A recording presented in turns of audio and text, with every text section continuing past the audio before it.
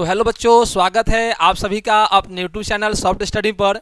जैसा कि आप सभी को पता है कि आज की क्लास में हम लोग पढ़ने वाले हैं जनन प्रणाली, और पिछले क्लास में हम लोगों ने पढ़ा था अंतःस्रावी प्रणाली और शारीरिक क्रियाएं। तो एक महत्वपूर्ण सूचना आप सभी के लिए यह है कि हम लोग इस चैनल पे प्लेलिस्ट बनाने वाले हैं 3 होम साइंस के, एक एक्सप्लेनेशन के लिए, एक सब्जेक्टिव के लिए और एक ऑब्जेक्टिव के लिए।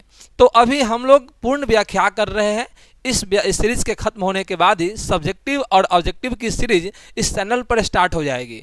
तो आप सभी से यही अनुरोध है कि क्लास में बने रहे, और आशा है कि आपको पिछला वीडियो बहुत ही बढ़िया लगे होंगे। और यदि आपको पिछला वीडियो बढ़िया लगा है तो कमेंट सेक्शन में ज़रूर बताइएगा।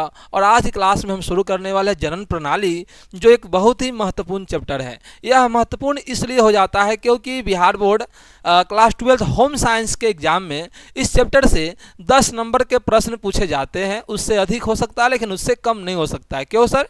क्योंकि इस चैप्टर से एक ध्रुवतीय बनता है। वो बनता है मादा जनन प्रणाली का वर्णन करे, मादा जनन तंत्र का वर्णन करे, मादा जनन अंग के नाम बताए, इनमें कौन पुरुष जनन अंग है, इनमें कौन मादा जनन अंग है। जी हाँ, तो यह काफ़ी महत्वपूर्ण चैप्टर आप लोगों के लिए होंगे। तो आज क्लास में इन सब का हम व्याख्या करने वाले हैं, और आज क्लास बहुत ही मस्त लगेगा, धमाकेदार लगेगा आप लोगों को, यह मेरी आशा है। और इस क्लास के वीडियो को आप अंत तक जरूर देखेंगे। तो चलिए बिना देरी किए हुए हम शुरू करते हैं आज के इस चैप्टर को। तो माँ सरस्वती का नाम लेकर शुरू करते हैं, और चैप्टर का नाम है जनन प्रणाली। तो जनन प्रणाली को शुरू करने से पहले, अर्थात रिप्रोडक्शन सिस्टम को शुरू करने से पहले, हमें यह जानना जरूरी है कि व्हाट इज रिप्रोडक्शन, जनन होता क्या है। तो आप सभी को पता है, अब अपने आसपास देख पा रहे हैं कि जितने भी जीव जंतु है वो दिन प्रतिदिन अपनी संख्याओं में वृद्धि कर रही है। हम लोग भी अपने माता पिता के माध्यम से ही उत्पन्न हुए हैं। तो यह जिन प्रणाली द्वारा ये सभी क्रिया हो रही है, यही जनन है। अर्थात जीवों की उत्पत्ति अपने माता पिता के द्वारा, वही क्या है? जनन है। तो जनन वह प्रणाली है जिसके द्वारा जीव अपनी संख्या में क्या करते हैं? वृद्धि करते हैं। जी हाँ, जनन वह प्रणाली है जिसके द्वारा जीव अपनी संख्या में वृद्धि करते हैं। माता पिता के माध्यम से हम और अपने भाई बहन जो है जन्म लिए। आजकल आप देख रहे हैं ये जो पेड़ पौधे हैं, जैसे आप आम खाते हैं, आम की गुठली को क्या करते हैं? फेंक देते हैं। तो आप देखते हैं उससे एक नए पौधे जम उगते हैं। तो जनन ही तो है। आज आप जानवर को देख लीजिए, जानवर जैसे कुत्ता को देख लीजिए, कुत्ता भारी संख्या में बच्चे उत्पन्न करते हैं। तो कौन क्रिया? जनन है। तो आजकल जो एक कोशिकीय जीव है, बहुकोशिकीय जीव है, हर एक प्रकार के जीव जनन करते हैं। हर एक प्रकार के जीव जनन करते हैं। फर्क यह होता है कि उनमें जनन की प्रणाली की जो प्रक्रिया है अलग अलग है। कोई करता है लैंगिक तो कोई करता है अलैंगिक। अर्थात आपको एक चीज समझ में आ गया होगा, जनन 2 तरह के हैं, एक लैंगिक जनन और दूसरा अलैंगिक जनन। तो आज की क्लास को हम स्टार्ट करते हैं। तो आज की क्लास में यही सब हम पढ़ने वाले हैं। जनन क्या है, जनन प्रणाली कितने प्रकार के होते हैं, मादा जनन तंत्र, नर जनन तंत्र, उनके प्रमुख अंग, उनके प्रमुख कार्य, इन सभी का हम अध्ययन करने वाले हैं। तो बिना देरी किए हुए हम क्लास को स्टार्ट करते हैं। आइए, तो हमारा का टॉपिक क्या है? हम लोग का टॉपिक है रिप्रोडक्शन। तो पहले तो हम यही समझेंगे व्हाट इज रिप्रोडक्शन। जी हाँ, पहले हम आज समझेंगे व्हाट इज रिप्रोडक्शन, जनन क्या होता है। तो आप सभी को पता है, अभी मैंने आप लोगों को बताया, जनन वह प्रणाली है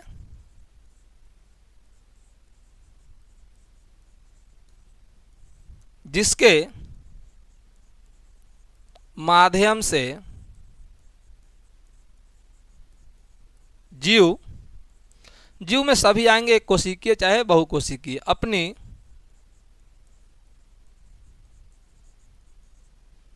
संख्याओं में वृद्धि करते हैं। तो आपको समझ में आ गया होगा कि जनन क्या है सर। जी हाँ, आपको समझ में आ गया होगा जनन क्या है। जनन वह प्रणाली है जिसके माध्यम से जीव अपनी संख्या में क्या करते हैं? वृद्धि करते हैं। ओके, कोई दिक्कत आपको यहाँ पर नहीं होंगे।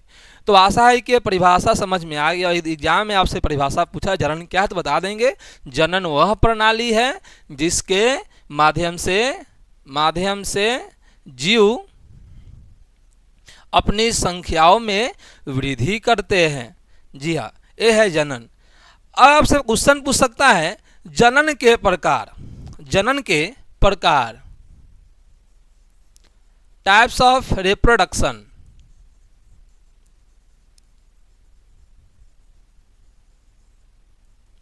तो देखिए, आप सभी लोग क्लास 10th में पढ़े होंगे बायोलॉजी में कि जनन दो तरह के होते हैं, जनन दो प्रकार के होते हैं। एक होता है लैंगिक जनन और एक होता है अलैंगिक जनन। जी हाँ, तो जनन के कितने प्रकार है ऑप्शन में आएगा 1 2 3 4, तो आप लोग का उत्तर होगा 2। कौन कौन? एक होता है लैंगिक और एक हुआ मेरे भाई अलैंगिक। इसको इंग्लिश में हम कहते हैं सेक्सुअल रिप्रोडक्शन, सेक्सुअल रिप्रोडक्शन, और इसको हम इंग्लिश में कहते हैं असेक्सुअल रिप्रोडक्शन। अब हम समझेंगे लैंगिक जनन क्या होता है और अलैंगिक क्या होता है। देखिए लैंगिक क्या होता है। लैंगिक जनन जनन की वह विधि है जिस जनन में नर भी भाग ले और मादा भी भाग ले। अगर नर और मादा दोनों जनन क्रिया में भाग लेते हैं, तो मतलब दो व्यष्टि भाग लेते हैं, तो वो है लैंगिक जनन। तो जनन की वह प्रक्रिया जिसमें नर और मादा दोनों भाग लेते हैं, वो है लैंगिक जनन। जैसे में, तो इसमें कौन कौन भाग लेंगे? नर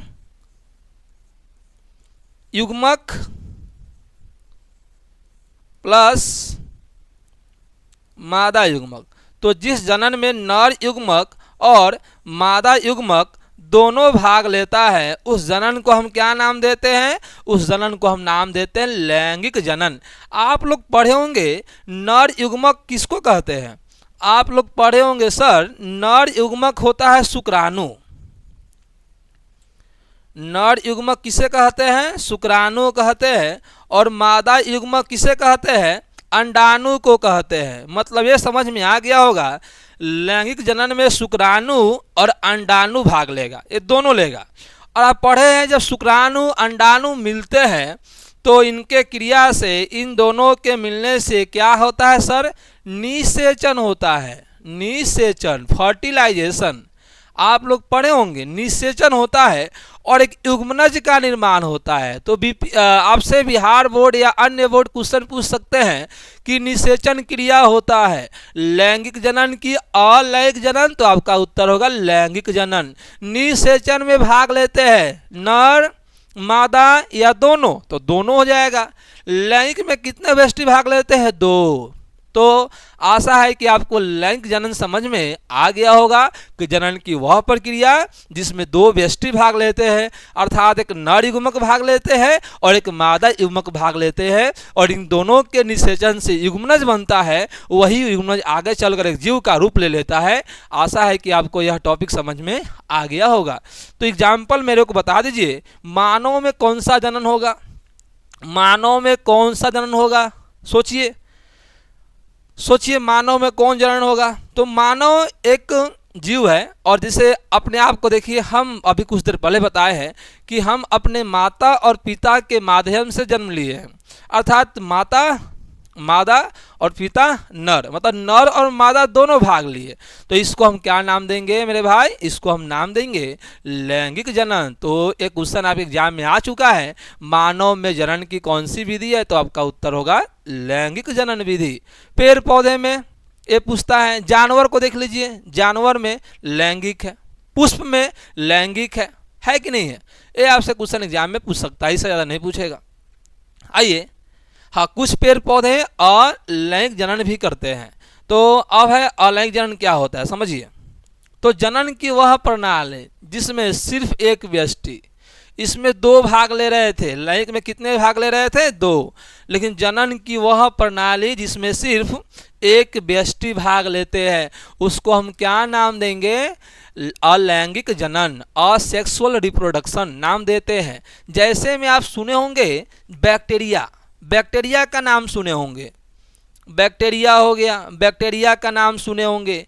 आप नाम सुने होंगे कवक का, आप नाम सुने होंगे पैरामीशियम का नाम सुने होंगे। ये सब जरूर आप सुने होंगे पहले, ये सभी एक कोशिकीय जीव है। आप यूग्लिना का नाम सुने होंगे, यूग्लिना है ना, आप नाम सुने होंगे हाइड्रा का, प्लेनेरिया का। ये जितने भी जीव है आप देख पा रहे हैं डिस्प्ले पर, ये जितने भी जीव हैं, एक कवक हो गया, बैक्टीरिया हो गया, पैरामीशियम हो गया, यूग्लिना हो गया, हाइड्रा हो गया। एक कोशिकीय है, हाइड्रा बहुकोशिकीय है लेकिन एक कोशिकीय की तरह व्यवहार करता है। तो इन लोगों में अलैंगिक जनन होता है और हमारे शरीर हम लोगों में लैंगिक और इन लोगों में अलैंगिक। तो आशा है कि आपको जनन के प्रकार और इनकी व्याख्या समझ में आई होगी। तो एक क्वेश्चन का उत्तर आपको कमेंट में देना है कि वह कौन ऐसी जनन है जिसमें सिर्फ एक व्यष्टि भाग लेते हैं, तो आपका उत्तर कमेंट में आपको देना है। फिर एक और क्वेश्चन है, वह कौन ऐसी जनन की प्रणाली है जिसमें निषेचन नहीं होता है। अब यह एक ही व्यष्टि भाग ले रहे हैं तो निषेचन होगा। निषेचन कब होता है? जब दो व्यष्टि भाग लेते हैं, एक नर युग्मक और एक मादा युग्मक। तो आशा है कि आपको ये समझ में आ गया होगा। हम आगे बढ़ते हैं, चलिए। तो अगला टॉपिक है जनन ग्रंथि, रिप्रोडक्टिव ग्लैंड। जनन ग्रंथि क्या होता है? आप पिछले क्लास में इनके बारे में ऑलरेडी पढ़ चुके हैं। क्यों सर? वहाँ हम लोगों ने हार्मोन पढ़ाया था। तो हार्मोन पढ़ाने से पहले बताया था जनन ग्रंथि क्या है, कितने प्रकार के होते हैं, इनके क्या काम है। यदि पिछले क्लास को आप बढ़िया से देखे होंगे तो यह और अच्छा से समझ में आएगा, ठीक है। और सभी चीज़ क्लास में आपको याद हो जाएगा, टेंशन नहीं लेना है। ओके, चलिए आगे बढ़ते हैं। तो टॉपिक है जनन ग्रंथि क्या है। तो देखिए, जनन ग्रंथियाँ वे ग्रंथियाँ होती हैं जो शरीर में यौन हार्मोन, आपको पढ़ाए थे ग्रंथि है तो ग्रंथि या तो हार्मोन निकालेगा या तो कोई द्रव निकालेगा। अगर हार्मोन निकाल रहा है तो अंतःस्रावी ग्रंथि याद होगा आपको, या हार्मोन के अलावा कुछ और निकाल रहा है, एंजाइम, कोई अन्य द्रव, तो बहिस्रावी ग्रंथि। आपको यह चीज़ कंप्लीट होगा पिछले क्लास में। तो ग्रंथि की जब बात हो रही है तो हार्मोन निकलेगा या अन्य द्रव निकलेगा, सिंपल सी बात है।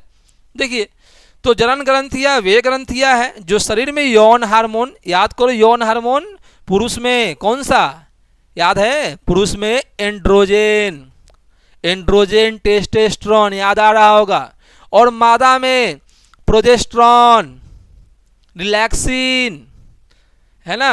ये सभी आपको मैंने पढ़ा दिया है।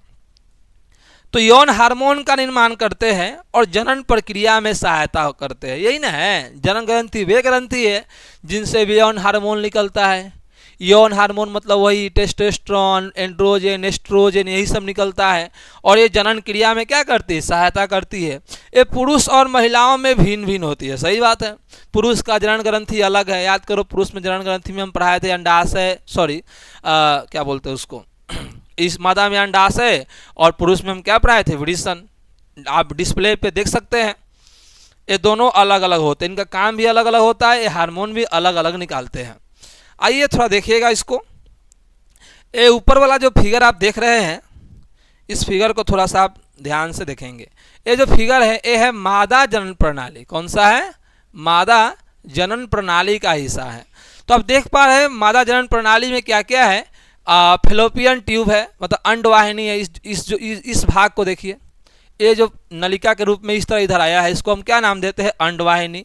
और ये अगला जो भाग होता है इसको हम बोलते हैं योनि बोलते हैं, ठीक है। और ये देख रहे हैं इस तरह से, ये वाला, ये आपका क्या कहलाता है सर? अंडाशय कहलाता है। और इस फेलोपियन नलिका में जो गोल गोल आप देख रहे हैं ये अंडाणु है। और फेलोपियन नलिका किससे जुड़ा हुआ है? देख रहे हैं आप? गर्भाशय से। ये जो फिगर आप देख रहे हैं बीच में, ये आपका गर्भाशय है। और गर्भाशय और योनि के बीच में क्या होता है? ग्रीवा होता है। आपको याद रखना है, आगे हम पढ़ेंगे, बढ़िया से मालूम चल जाएगा। आपको सिर्फ नाम याद रखना है कि मादा जनन ग्रंथि कौन कौन से हैं, मादा जनन प्रणाली में कौन कौन से अंग है। तो कैसे याद रखेंगे? योनि, सबसे पहले निचला भाग क्या होता है? योनि, सबसे पहला भाग योनि। उसके ऊपर देखेंगे तो ग्रीवा होता है। ग्रीवा के जस्ट ऊपर त्रिभुजाकार लगभग देख रहे हैं, ये हमारा गर्भाशय है। और गर्भाशय के जस्ट ऊपर एक नलिका के रूप में है, दोनों तरफ है। इसको बोलेंगे फेलोपियन नलिका या अंडवाहिनी। और दोनों फेलोपियन नलिका से एक गोल गोल क्या अंडाणु देख रहे हैं ना, गोल गोल गेंद की तरह सटे हुए हैं। तो ये गेंद नहीं है, ये आपका है अंडाशय, इसी से अंडाणु निकलता है। ये सभी बात हम पिछले क्लास में किए हुए थे। तो आपको नाम याद हो गया होगा। जनन ग्रंथि मादा में कौन कौन सी अंग है? तो सर जी योनि है, योनि के जस्ट ऊपर कौन है? ग्रीवा है, ग्रीवा के जस्ट ऊपर कौन है? गर्भाशय है, गर्भाशय से सटा हुआ दोनों तरफ क्या है सर? अंडाशय है, और अंडाशय से अंडाणु को ले जाने वाला कौन है? फैलोपियन नलिका है। तो क्या क्या याद रखना है आपको? योनि, ग्रीवा, गर्भाशय, फैलोपियन नलिका और अंडाशय। और अंडाशय से क्या निकलता है? अंडाणु निकलता है। ठीक है, याद होगा आपको। चलिए हम आगे बढ़ते हैं।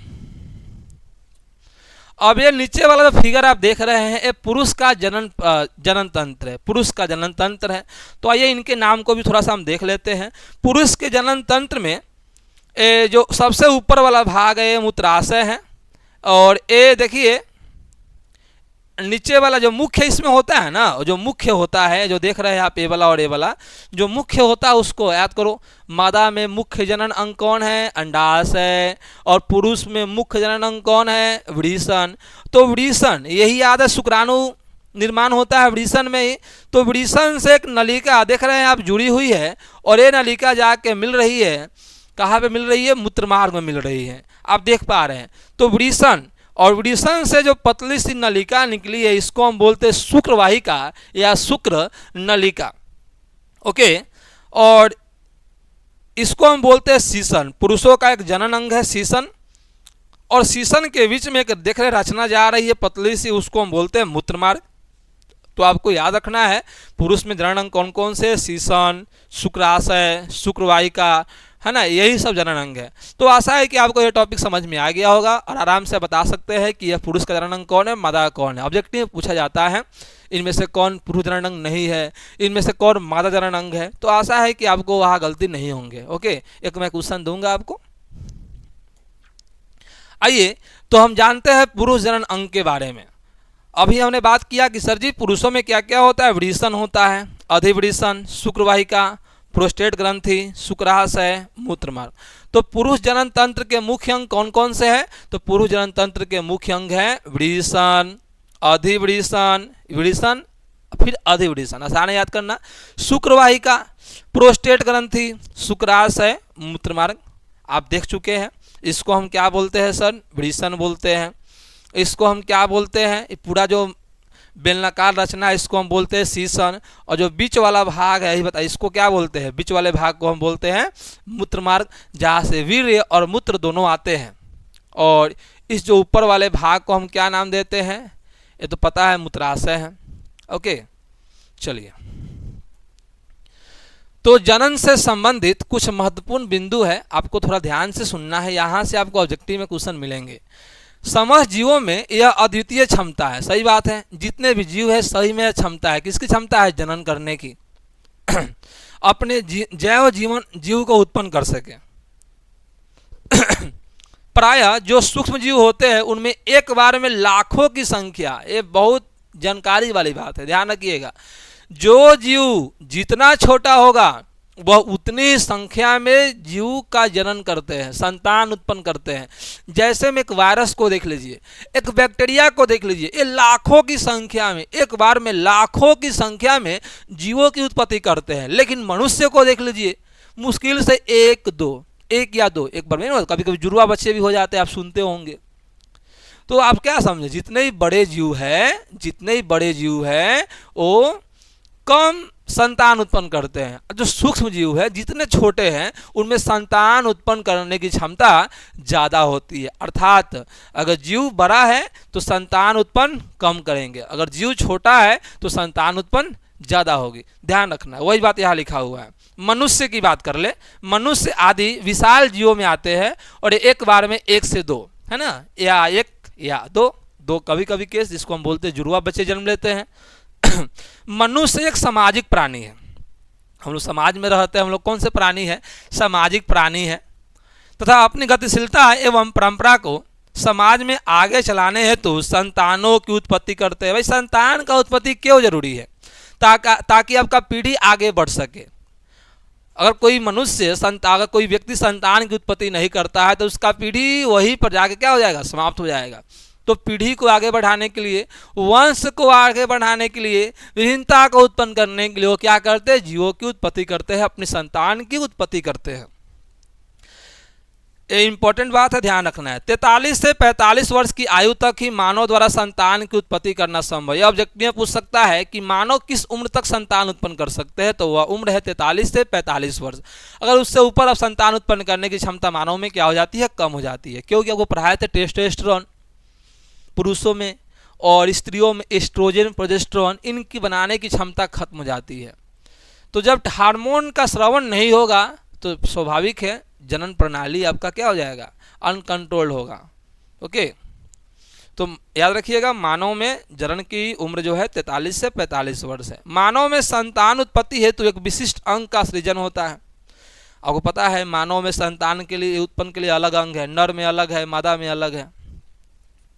चलिए, हमारे देश में लगभग 30% बच्चे ऐसे होते हैं जिनकी जन्म के समय अथवा 1 वर्ष की आयु के भीतर मृत्यु हो जाया करती है। कितनी दुख की बात है, कितनी दुख की बात है। एक डेटा है, एक आंकड़ा है WHO का, वर्ल्ड हेल्थ ऑर्गेनाइजेशन का एक आंकड़ा है कि हमारे देश में 30% बच्चे वैसे हैं जो या तो जन्म के समय मर जा रहे हैं या जन्म लेने के 1 वर्ष के अंदर उनकी मृत्यु हो जा रही है। ध्यान रखेंगे इस डेटा को, एग्जाम में आपसे नहीं पूछेगा लेकिन ध्यान रखना है। इसका एक मुख्य कारण यह है कि हमारे देश की अधिकांश जनसंख्या जनन अंगों की पूर्ण जानकारी से अवगत नहीं है। यह इसका कारण क्या है कि हमारे देश की जितनी भी जनसंख्या है उनको पता ही नहीं है जनन अंग का ख्याल कैसे रखना है। जनन अंग बीमारी होता है, देखिए आजकल क्या हो रहा है, लज्जासन बहुत ज़्यादा है। जिस तरह अपने शरीर को हम दिखाते हैं डॉक्टर से, अगर जनन तंत्र के किसी भी अंग में अगर प्रॉब्लम आती है तो डॉक्टर से दिखाने की आवश्यकता है। अगर उसे आप नहीं दिखाते हैं, शर्म या लज्जा के कारण उसे आप छुपा कर रखते हैं तो आने वाले समय में वह एक बहुत ही घातक बीमारी उत्पन्न हो सकती है। जैसे में आज के समय में देखा जा रहा है स्त्रियों में एक कैंसर हो रहा है जिसका नाम है ग्रीवा कैंसर। ग्रीवा सुनते होंगे, स्त्रियों में जो बच्चेदानी होता है, बच्चेदानी जिसको बोला जाता है, इसको वह उसके नीचे एक अंग है ग्रीवा, उसको हम बोलते हैं सर्वाइकल कैंसर। तो स्त्रियों में कौन कैंसर ज़्यादा हो रहा है, सर्वाइकल कैंसर, और नंबर 2 पे ब्रेस्ट कैंसर। और वही पुरुष की बात करें तो पुरुषों में भी कैंसर हो रहा है, प्रोस्टेट कैंसर होता है। तो ध्यान, आगे हम पढ़ेंगे इसके बारे में, सर्वाइकल कैंसर क्या है, प्रोस्टेट कैंसर क्या है। इसका होने का मुख्य कारण है कि वो लज्जा और शर्म के कारण वे अपने जनन अंग की बीमारी को क्या करते हैं, किसी से शेयर नहीं करते हैं। यदि आप शेयर नहीं करते हैं तो आने वाले समय में आपके साथ भी समस्या हो सकती है। और हमारे भारत में सर्वाइकल कैंसर स्त्रियों में और पुरुषों में प्रोस्टेट कैंसर की समस्या दिन प्रतिदिन बढ़ती जा रही है। ओके, और यह बहुत बड़ी समस्या है। तो इस समस्या से निदान का एक ही उपाय है कि आपको अपने जनन अंगों की जानकारी होनी चाहिए। ओके, आपको क्यों पढ़ाया जा रहा है चैप्टर, इसके पढ़ाने के पीछे कोई उद्देश्य होगा। उद्देश्य यह है कि आपको जनन अंग के बारे में पता हो और कौन कौन सी बीमारियां उत्पन्न हो सकती है, क्या कारण हो सकता है। अगर आपको वैसी समस्या दिखती है तो आप डॉक्टर से जरूर संपर्क कर सके। यही कारण है इस चैप्टर को पढ़ने का। ओके, चलिए आगे बढ़ते हैं। तो फिर यहाँ कुछ लिखा हुआ है, जब बच्चे द्वारा जन्म लिया जाता है तो जन्म के 12-13 वर्ष तक बालक तथा बालिकाओं में अंतर करना एक कठिन कार्य होता है। सही बात है, 10 से 12 वर्ष तक देखे होंगे आप, गांव में ही किसी बच्चे को देख लीजिए, लड़का है लेकिन लंबा लंबा बाल लगेगा लड़की की तरह है। तो 12-13 वर्ष तक पहचानना संभव, मतलब पहचानना थोड़ा अंतर करना मुश्किल हो जाता है कि वो लड़का है कि लड़की है। लेकिन इसके बाद शारीरिक परिवर्तन क्या होते हैं, शुरू हो जाते हैं। जैसे में बालिकाओं की अपेक्षा बालकों की ध्वनि भारी होती है। देखते हैं लड़कों का आवाज़ क्या होता है, भारी होने लगता है, और लड़की की आवाज़ पतली होने लगती है। एक प्रक्रिया है, आपको पिछले चैप्टर में पढ़ाया गया था, जनन के समय यौनारंभ, यौनावस्था में होने वाले शारीरिक परिवर्तन। तो आपको क्या बताया गया था, आपको बताया गया था कि सर यौनावस्था के समय जो परिवर्तन होते हैं वो बालिकाएं और बालक दोनों में होते हैं। बालक में क्या होता है, दाढ़ी मूंछ का आ जाना, आवाज़ का भारी हो जाना, है कि नहीं। बालिकाओं में क्या होता है, स्तनों में उभार, कूल्हों की आकार का बढ़ना, है ना, शरीर पर तैलीय हो जाना, शरीर पर रोए का जमना, अब पड़े हुए हैं, आवाज़ का पतला हो जाना, ये बालिकाओं में है ये सब। बालकों में दाढ़ी मूंछ निकलना आरंभ हो जाता है, उनका स्वभाव गंभीर होने लगता है, बालकों के जनन अंग का विकास होता है, ये स्त्रियों में भी होती है। साथ ही मैथुन इच्छा भी होने लगता है, कुछ विशिष्ट हार्मोन भी निकलता है, आप सुने होंगे, पढ़ाए होंगे आपको पिछले क्लास में। हार्मोन भी इसी उम्र में निकलता है, इसलिए इसको हम बोलते हैं यौनारंभ। और मनुष्य का शरीर उस समय जनन के लिए रेडी हो जाता है।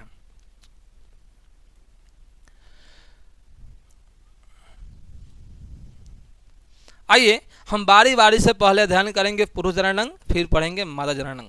तो पहले पुरुष के पढ़ते हैं। तो पुरुषों में क्या पढ़े? वृषण। ये वृषण है, आप पढ़े होंगे इस तरह से। क्या है आपका? ये देखिए पुरुषों में वृषण है।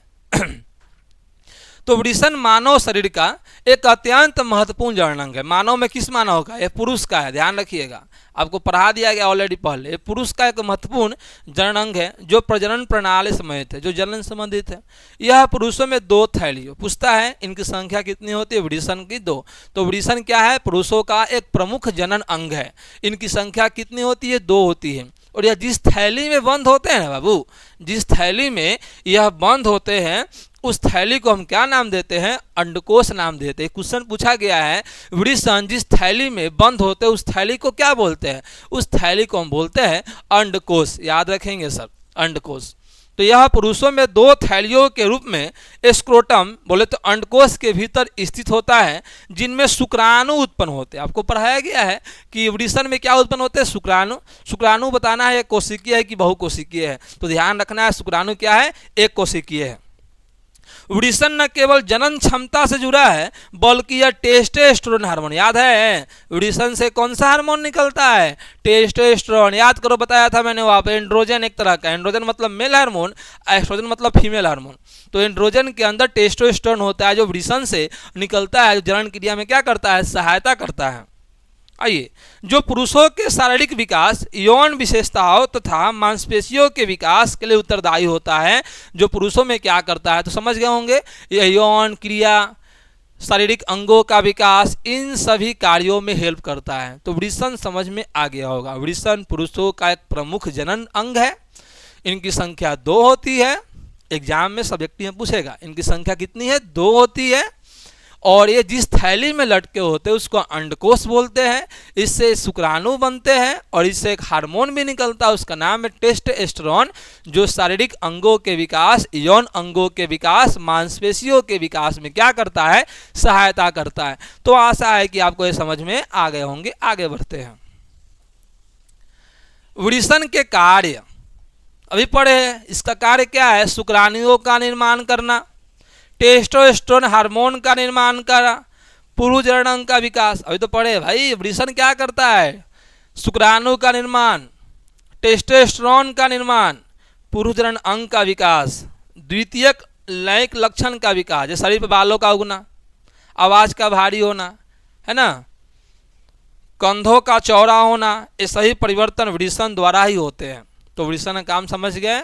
शुक्राणु का निर्माण, टेस्टोस्टेरोन का निर्माण, शारीरिक आकार में परिवर्तन, जैसे में बॉडी का चौड़ा हो जाना, बाल और दाढ़ी का उगना, है ना, ये सभी कार्य कौन कर रहे हैं? वृषण कर रहे हैं। शुक्राणुओं का परिपक्वता होना, शुक्राणु का विकास इसी में होगा। चलिए अगला है शुक्राशय। तो आपको वृषण समझ में आ गया होगा। अगला टॉपिक क्या है? शुक्राशय है। शुक्राशय पुरुष प्रजनन तंत्र का एक महत्वपूर्ण अंग है। ये भी एक महत्वपूर्ण अंग है जो वीर्य बनाने में सहायक होता है। ध्यान रखिएगा, वृषण काम करता है शुक्राणु बनाने में और शुक्राशय सहायता करता है वीर्य बनाने में। याद रहना चाहिए आपको, वृषण हेल्प करता है शुक्राणु बनाने में, जबकि शुक्राशय हेल्प करता है वीर्य बनाने में। वीर्य क्या होता है आप जा करके पिछले चैप्टर में देख सकते हैं, मैंने पढ़ाया है। ओके, यह एक ग्रंथि होती है जो मूत्राशय के पीछे, मूत्राशय जो होता है फिगर में आपको दिखाया था, मूत्राशय के जस्ट पीछे स्थित होती है शुक्राशय। तो इसका स्थिति पूछता है कि शुक्राशय कहाँ होता है? शुक्राशय कहाँ होता है? तो ध्यान रखना है, शुक्राशय कहाँ होगा? मूत्राशय के पीछे। शुक्राशय एक गाढ़ा क्षारीय, याद करो आपको पढ़ाए थे, वीर्य क्षारीय है कि नहीं है? वीर्य अम्लीय है कि क्षारीय है? तो आपको बताया गया था क्षारीय है। शुक्राशय एक गाढ़ा क्षारीय तरल स्रावित करता है जिसमें फ्रक्टोज, प्रोटीन, अन्य पोषक तत्व होते हैं। यह तरल शुक्राणुओं को ऊर्जा प्रदान करता है और उन्हें गतिशील बनाए रखने में मदद करता है। याद करो, आपको वीर्य के बारे में पढ़ाया गया था। वीर्य एक तरल गाढ़ा पदार्थ है, क्षारीय होता है, इसमें कार्बोहाइड्रेट होता है, प्रोटीन होता है ना, अम्ल होते हैं लेकिन यह है क्षारीय, अम्ल थोड़ा सा होता है। यह करता क्या है सर, यह क्या करता है, तो यह शुक्राणु के विकास में सहायता करता है। शुक्राणु में बताया था पूछ भी होता है, याद है, शुक्राणु इस तरह से बताए थे, देखो इस तरह से आपको शुक्राणु बताए थे, इसमें पूछ होता है। तो शुक्राणु के गतिशीलता प्रदान कौन करे हैं, शुक्राणु को गतिशीलता जो प्रदान करता है उसका नाम है वीर्य, और यह वीर्य बनता कहाँ है, शुक्राशय उसको हेल्प करता है बनाने में। शुक्राणु वृषण में बनते हैं, लेकिन वीर्य का अधिकांश भाग शुक्राशय, देखो लिखा भी है, शुक्राणु कहाँ बनते हैं, वृषण में, लेकिन वीर्य का अधिकांश भाग शुक्राशय। तो ये मोस्ट इंपॉर्टेंट क्वेश्चन आपके एग्जाम के लिए है, शुक्राणु कहाँ बनता है, तो आपका आंसर होगा वृषण। वही पूछे आपसे वीर्य का निर्माण, वीर्य का अधिकांश निर्माण कहाँ होता है, तो आपका उत्तर होगा शुक्राशय और प्रोस्टेट ग्रंथि के स्राव से। मतलब वीर्य के बनाने में, वीर्य को बनाने में शुक्राशय और प्रोस्टेट ग्रंथि हेल्प करता है, और उस वीर्य में याद रखिएगा शुक्राणु होते हैं, और शुक्राणु एक कोशिकीय है। एक जानकारी की बात याद रखिएगा, ये शायद यहाँ नहीं होगा, बता रहा हूँ मैं, एक बूंद शुक्राणु में, सॉरी एक बूंद वीर्य में 1,00,000 शुक्राणु होते हैं। सोचिए शुक्राणु इतने छोटे हैं कि एक बूंद वीर्य में 1,00,000 शुक्राणु होते हैं, मतलब लाखों की संख्या में शुक्राणु पाए जाते हैं एक बूंद वीर्य में। ओके, तो ध्यान रखना है। अगला टॉपिक है शुक्रवाहिका। शुक्रवाहिका पुरुष जनन तंत्र का एक अत्यंत महत्वपूर्ण अंग है। यह एक लंबी पतली नली होती है जो वृषण से शुक्राणुओं को वीर्य मार्ग तक ले जाने का कार्य करती है। अगर आपको हम फिगर दिखाया, थोड़ा देखिएगा फिगर में, अभी मैंने कुछ देर पहले बताया है। आइए इस फिगर को थोड़ा सा हम देख लेते हैं। इस फिगर को आप देखिए, इस फिगर को ध्यान से आप देखिए बोर्ड पर, यही आपका है शुक्रवाहिका। यही क्या है सर, यही है शुक्रवाहिका। तो ये क्या कर रहा है, ये शुक्राणु को यहाँ से लेकर जाएगा और ये जो मार्ग है यहाँ क्या कर देगा, पहुँचा देगा। तो आशा है कि आपको समझ में आ गए होंगे। ठीक है, चलिए, तो वही है शुक्रवाहिका पुरुष जनन तंत्र का एक महत्वपूर्ण अंग है। एक लंबी और पतली नलिका है जो वृषण से शुक्राणुओं को वीर्य मार्ग तक क्या करती है, ले जाती है। इसका कार्य क्या है, शुक्राणुओं का परिवहन, अभी तो पढ़े हैं, शुक्राणु को ले जा रहा है, शुक्राणु का परिवहन, वीर्य का संचरण, वीर्य को संचरित करेगा, शुक्राणु का संरक्षण, शुक्राणुओं को रक्षा भी करता है। संरचना, यह मांसपेशी नलिका होती है, लगभग 30 से 45 सेंटीमीटर लंबी। एग्जाम में पूछता नहीं है, लेकिन आपको याद रखना है इसकी लंबाई कितनी होती है, 30 से 45 सेंटीमीटर होती है। इसकी लंबाई कितनी है, 30 से 45 सेंटीमीटर। यह एपिडर्मिस होगा, एपिडर्मिस से निकलकर मूत्राशय के पीछे जाकर शुक्राशय से जुड़ती है। मतलब याद रखिएगा बउआ, ये जो होता है ना, ये वृषण से निकलता है, ये वृषण से निकलता है और कहाँ जाके मिलेगा, शुक्राशय। अभी तो हम पढ़े हैं सर, वृषण में शुक्राणु बनता है, वृषण में क्या बनता है, शुक्राणु। तो ये करे क्या, इस शुक्राणु को पहुंचा देगा कहाँ पर, शुक्राशय में।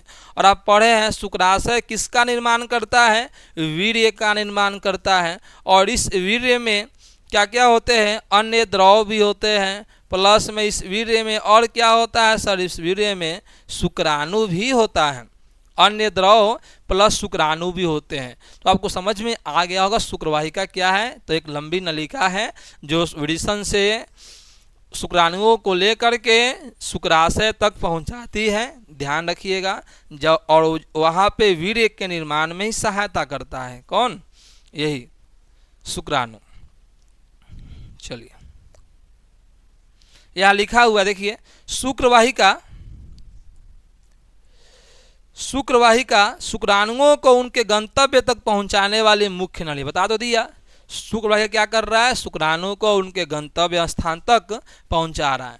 तो आपको ये सब समझ में आ रहे होंगे। आगे बढ़ते हैं, अगला है मूत्राशय।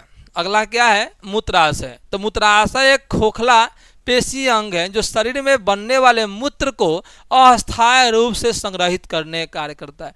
नाम ही है मूत्राशय। तो मूत्राशय मतलब मूत्र जो आशय, मूत्र को जो संग्रहित करके रखता है वही है मूत्राशय। यह पुरुष और महिलाओं दोनों में होता है, ध्यान रखिएगा। यह पुरुष में भी है और महिलाओं में भी है और दोनों की रचना भी सेम है और मूत्र प्रणाली का एक प्रमुख अंग है। मूत्राशय एक थैलेनुमा पेशीय अंग है जो पेट के निचले भाग में स्थित है। जो पेट होता है ना, इसके निचले भाग में होते हैं मूत्राशय। तो ये भी क्वेश्चन पूछता है। अच्छा बताइए, अभी कुछ देर पहले पढ़ाए थे, मूत्राशय के पीछे कौन होता है? शुक्राशय। ध्यान रखना है, मूत्राशय के पीछे शुक्राशय। और मूत्राशय कहाँ होता है? पेट के जस्ट नीचे। यह वृकों से मूत्र नली द्वारा अब आने वाले मूत्र को इकट्ठा, आप पढ़े होंगे, मूत्र का निर्माण किडनी में होता है। मूत्र का निर्माण कहाँ होता है? किडनी में होता है। तो किडनी में जो मूत्र बनता है ना, उसको जमा करे कौन रखता है? मूत्राशय। और समय समय पर यह मूत्र मार्ग के द्वारा बाहर निकलते जाता है।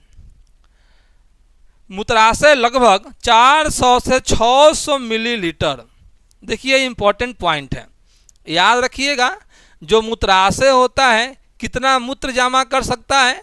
तो ध्यान रखना है सर, 400 से 600 ml, 400 से 600 ml मूत्र को यह संग्रहित करता है। और जब यह भर जाता है तो इसकी दीवार की मांसपेशियों सिकुड़ती है और मूत्र मार्ग के द्वारा मूत्र शरीर से बाहर निकलता है। यह प्रक्रिया मस्तिष्क द्वारा नियंत्रित, क्वेश्चन आया हुआ है एग्जाम में, यह प्रक्रिया मस्तिष्क द्वारा नियंत्रित होती है। मतलब मूत्र बन रहा है किडनी में, मूत्र जमा हो रहा है मूत्राशय में, और जब भर जाता है तो बाहर निकलता है। इसको कंट्रोल कौन कर रहा है? माइंड। आपको पढ़ाए थे, मस्तिष्क हमारे शरीर का केंद्रीय अंग है जो पूरे शरीर पर नियंत्रण बनाए रखता है। तो स्वाभाविक बात है, मूत्राशय का स्वास्थ्य शरीर की उत्सर्जन क्रिया के लिए अत्यंत आवश्यक है। संक्रमण, आप सुनते होंगे इन्फेक्शन हो गया है, सुनते होंगे पथरी हो गया है ना, तो ये समस्या पथरी हो गया या इन्फेक्शन हो गया क्या बोलते जनन अंगों में, तो इसका सबसे मुख्य कारण है मूत्राशय, है ना। तो आपको याद रखना है, मूत्राशय समझ में आ गया होगा। तो अभी तक क्या पढ़ा हम लोगों ने? वृषण पढ़ लिया, वृषण पढ़ लिया। दो होती है, जिस थैली में बंद होते हैं उसका नाम क्या है? अंडकोश है ना। वृषण में शुक्राणु बनते हैं। फिर हम लोग पढ़ा शुक्राशय। तो शुक्राशय एक थैली नुमा रचना है जो मूत्राशय के ठीक पीछे स्थित होते हैं। शुक्राशय में वीर्य बनता है, यही पढ़े हैं। फिर पढ़े शुक्रवाहिका। तो वृषण से शुक्राणु को जो शुक्राशय तक पहुंचाता है वो है शुक्रवाहिका या शुक्र नलिका। समझ में आ गया होगा। रही पहले हम लोग मूत्राशय। मूत्राशय जहाँ मूत्र जमा होता है कितना? 400 से 600 ml। जब भर जाता है तो मूत्र मार्ग द्वारा क्या होता है? बाहर निकलता है। समझ में आ गया होगा आपको। अब है मूत्र मार्ग। तो सिंपल है मूत्र मार्ग। देखिए क्वेश्चन एग्जाम में आया है, मूत्र मार्ग क्या है, आया हुआ क्वेश्चन है। तो मूत्र मार्ग ध्यान रखना है, स्त्री पुरुष दोनों में होता है, लेकिन हम पुरुष को नहीं पढ़ रहे हैं। तो मूत्र मार्ग एक नलीनुमा, नली के रूप में है। आपको फिगर में थोड़ा दिखा दूं।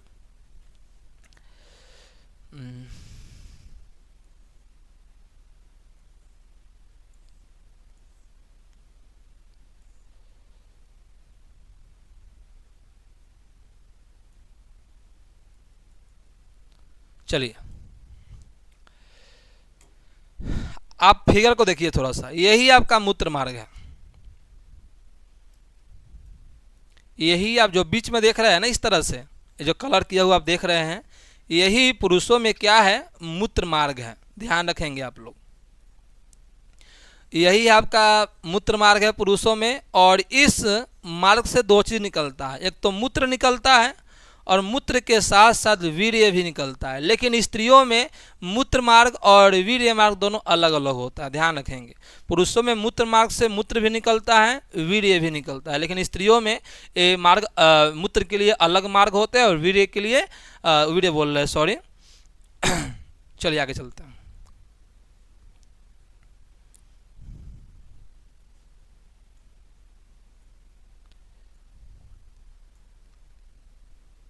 आइए, तो मूत्र मार्ग तो समझ गए। मूत्र मार्ग नलिका रचना है जो मूत्राशय से मूत्र को शरीर के बाहर निकालने का कार्य करती है।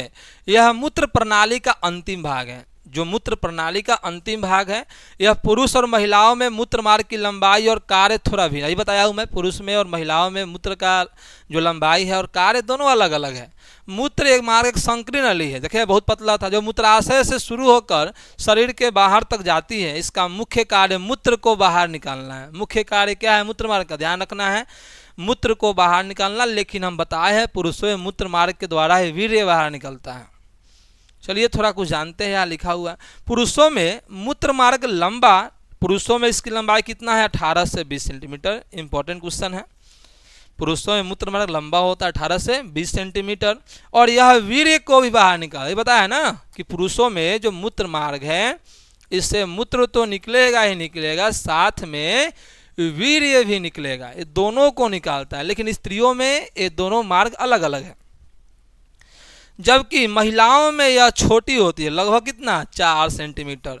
पुरुषों में 20 सेंटीमीटर, इस महिलाओं में 4 सेंटीमीटर होती है और केवल मूत्र विसर्जन का कार्य करती है। यही क्वेश्चन एग्जाम में पूछा गया है, तो याद रखिएगा। अगर पुरुषों में मूत्र मार्ग की बात करें तो मूत्र भी निकलता है, वीर्य भी निकलता है, लेकिन स्त्रियों में मूत्र मार्ग से सिर्फ क्या निकलता है, मूत्र निकलता है। अगला है सीसन, इसको हम बोलते हैं पेनिस, एक मैथुन अंग है। ये भी क्वेश्चन आता है, मैथुन अंग क्या होता है, जनन क्रिया में हेल्प करता है, जिससे वीर्य निकलता है, जिससे वीर्य निकलता है ना, वही है जिससे, हाँ ठीक है। तो सीसन पुरुष जनन और उत्सर्जन तंत्र का एक महत्वपूर्ण बाह्य अंग है, सही बात है। जनन भी काम करता है, उत्सर्जन भी। उत्सर्जन क्यों बोल रहे हैं, क्योंकि इससे क्या निकलता है, मूत्र निकलता है। यह नर का लिंग होता है जो दोनों मूत्र विसर्जन और वीर्य स्खलन, ही पढ़ा है ना, इससे मूत्र भी निकलता है, वीर्य भी निकलता है। सीसन नर जनन तंत्र का एक बहुपरिचित अंग है जो मूत्र मार्ग को घेरे रहता है और मूत्र एवं वीर्य को शरीर से बाहर निकालने का कार्य करता है। इसका ऊतक स्पंजी होता है और मांसपेशी होता है, इसमें हड्डी उड्डी नहीं होता है। और इसका जो रचना है पूछता है इसका आकार कैसा होता है, तो याद रखिएगा बेलनाकार होता है। कैसा होता है, बेलनाकार रचना है। इस तरह से,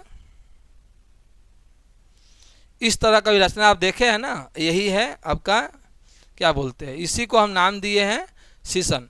और बीच में आप इस तरह से देख रहे थे कि नली के रूप में जो आ रहा था, इस नली को ही हम नाम देते हैं मूत्र मार्ग, ध्यान रखिएगा आप लोग। इसे स्तंभन कहते हैं। सीसन के शीर्ष भाग को ग्लैंस, क्वेश्चन पूछा गया है, सीसन के शीर्ष भाग को क्या कहते हैं, ग्लैंस कहते हैं और यह अत्यंत संवेदनशील होता है। तो उतना याद नहीं रखना है, याद रखना है पुरुषों में क्वेश्चन पूछता है पुरुषों में मैथुन अंग कौन है, तो याद रखिएगा पुरुषों में जो मैथुन अंग है, मैथुन अंग क्या होता है, जो निषेचन के समय, संभोग के समय हेल्प करता है। तो पुरुषों में मैथुन अंग कौन है, सीसन है। सीसन इसको बोलते हैं लेकिन सीसन है, ठीक है। तो इसको हम क्या नाम देंगे, मैथुन अंग। ये इंपॉर्टेंट क्वेश्चन है एग्जाम के दृष्टिकोण से। पुरुषों में मैथुन अंग कौन है, सीसन है। आगे बढ़ते हैं, चलिए अगला टॉपिक एक बीमारी है एड्स। थोड़ा एक बीमारी के बारे में पढ़ते हैं, एड्स के बारे में, क्योंकि अभी एक न्यूज़ सुनिए। क्या न्यूज़ है, अभी आप लोग को नहीं पता होगा लेकिन एक न्यूज़ है, फिलीपींस का नाम सुने होंगे। फिलीपींस देश में एड्स का जो वृद्धि दर है 500% है। सोचिए फिलीपींस देश में एड्स का वृद्धि दर कितना है, 500%, मतलब 500 गुना रफ्तार से फिलीपींस में एड्स की समस्या आई है। और एड्स एक घातक बीमारी है, इसका कोई इलाज नहीं है, इसका इलाज संभव। जिस आदमी को एड्स हो गया जिंदगी में कहीं भी उसका एड्स की बीमारी समाप्त नहीं हो सकता, क्योंकि इसके लिए अभी तक, इसको खत्म करने के लिए कोई भी दवा अभी तक नहीं आई है। नियंत्रण करने के लिए आई है लेकिन खत्म करने के लिए नहीं आई है। नियंत्रण करने के लिए दवा तो आई है लेकिन खत्म करने के लिए कोई भी दवा नहीं आई है। तो याद रखना है आपको, एड्स एक घातक बीमारी है। तो एड्स एक गंभीर रोग है जो मानव शरीर की प्रतिरक्षा प्रणाली को नष्ट करता है। तो आपको समझ में आ रहा होगा कि जन संचारित रोग है, आप इसके बारे में सुने भी होंगे। और अगर किसी व्यक्ति को एड्स हो गया तो ध्यान रखेंगे उस व्यक्ति में जो रोग प्रतिरोधक क्षमता खत्म हो जाएगी। कोई भी बैक्टीरिया अटैक करेगा उसका तबीयत खराब हो जाएगा, कमज़ोर हो जाएगा, शरीर पीले पड़ जाएंगे, है ना, कोई भी दवा काम नहीं करेगा। इसका जो पूरा नाम है देखिए, एक्वायर्ड इम्यूनो डिफिशियंसी सिंड्रोम। ए से हो गया अक्वायर्ड, आई से इम्यूनो, डी से डिफिशियंसी और एस से क्या हो गया, सिंड्रोम हो गया। तो आपको थोड़ा सा इन बातों को याद रखना है। इसका पूरा नाम क्या है, अक्वायर्ड इम्यूनो डिफिशियंसी सिंड्रोम, नाम ही है। इम्यूनो डिफिशियंसी मतलब आपकी प्रतिरोधक क्षमता को क्या कर रहा है, कम कर रहा है। नोट, यह रोग HIV वायरस, जिस वायरस से यह रोग होता है उसका नाम क्या है, HIV। आप स्क्रीन पर देख सकते हैं, यही है HIV virus. This is the virus of AIDS. Okay, यह जो आप देख रहे हैं ना, ये कोई फुटबॉल नहीं है sir. It is not a football, it is HIV which cause AIDS. तो यह एड्स का वायरस है। कारण क्या है एड्स का, समझिए। तो एड्स का कारण है HIV वायरस का संक्रमण, जो निम्न तरीके से होता है। बहुत लोगों को लगता है कि एड्स जो बीमारी है सिर्फ जनन संचारित रोग है, जनन करने से, संभोग करने से ही होता है, लेकिन नहीं, एड्स के अन्य कारण भी है जिसको समझना बेहद जरूरी है। और हमारे समाज में भ्रांतियां फैला दी गई है, अगर किसी को एड्स होता है तो उसका मुख्य कारण है जनन। नहीं सर, अन्य कारण भी हो सकते हैं। आइए उन कारणों को ध्यान से हम देखते हैं, और एग्जाम के दृष्टिकोण से यह काफी महत्वपूर्ण है। क्यों फैलता है समझिए।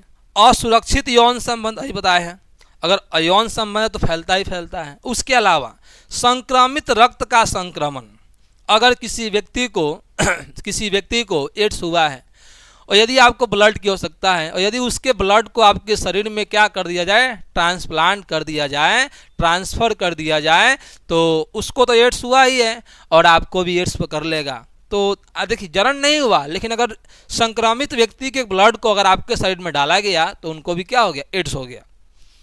तीसरा, संक्रमित सुइयों का उपयोग। अगर किसी को एड्स हुआ है तो जिस सुई से उसको इंजेक्शन दे रहे हैं, वैक्सीन लगा रहे हैं, अगर उसी से अगर स्वस्थ व्यक्ति को दे दिया जाए तो उससे भी एड्स फैल सकता है।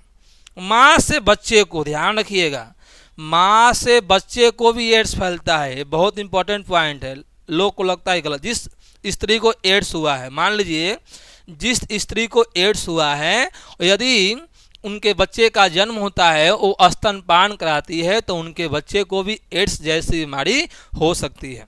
तो आशा है कि आपको यह समझ में आया होगा।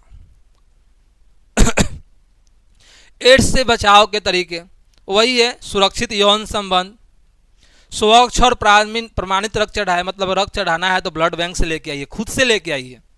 संक्रमित सुइयों या ब्लेड से बचे, अगर संक्रमित कई सुइया सिरिंज फेंका हुआ है तो इसलिए घर के अगल बगल कहीं पे आपको देखे कोई सिरिंज है, कोई भी चीज़ है, ब्लेड है, तो उसको छुइए मत, उसको कहीं दूर फेंक दीजिए, ताकि बच्चे, हो सकता है कि आप बच्चे छू ले, या आपके पैर लग गए, आपके पैर में अगर अंदर चला गया तो हो सकता है आप भी संक्रमित हो सकते हैं।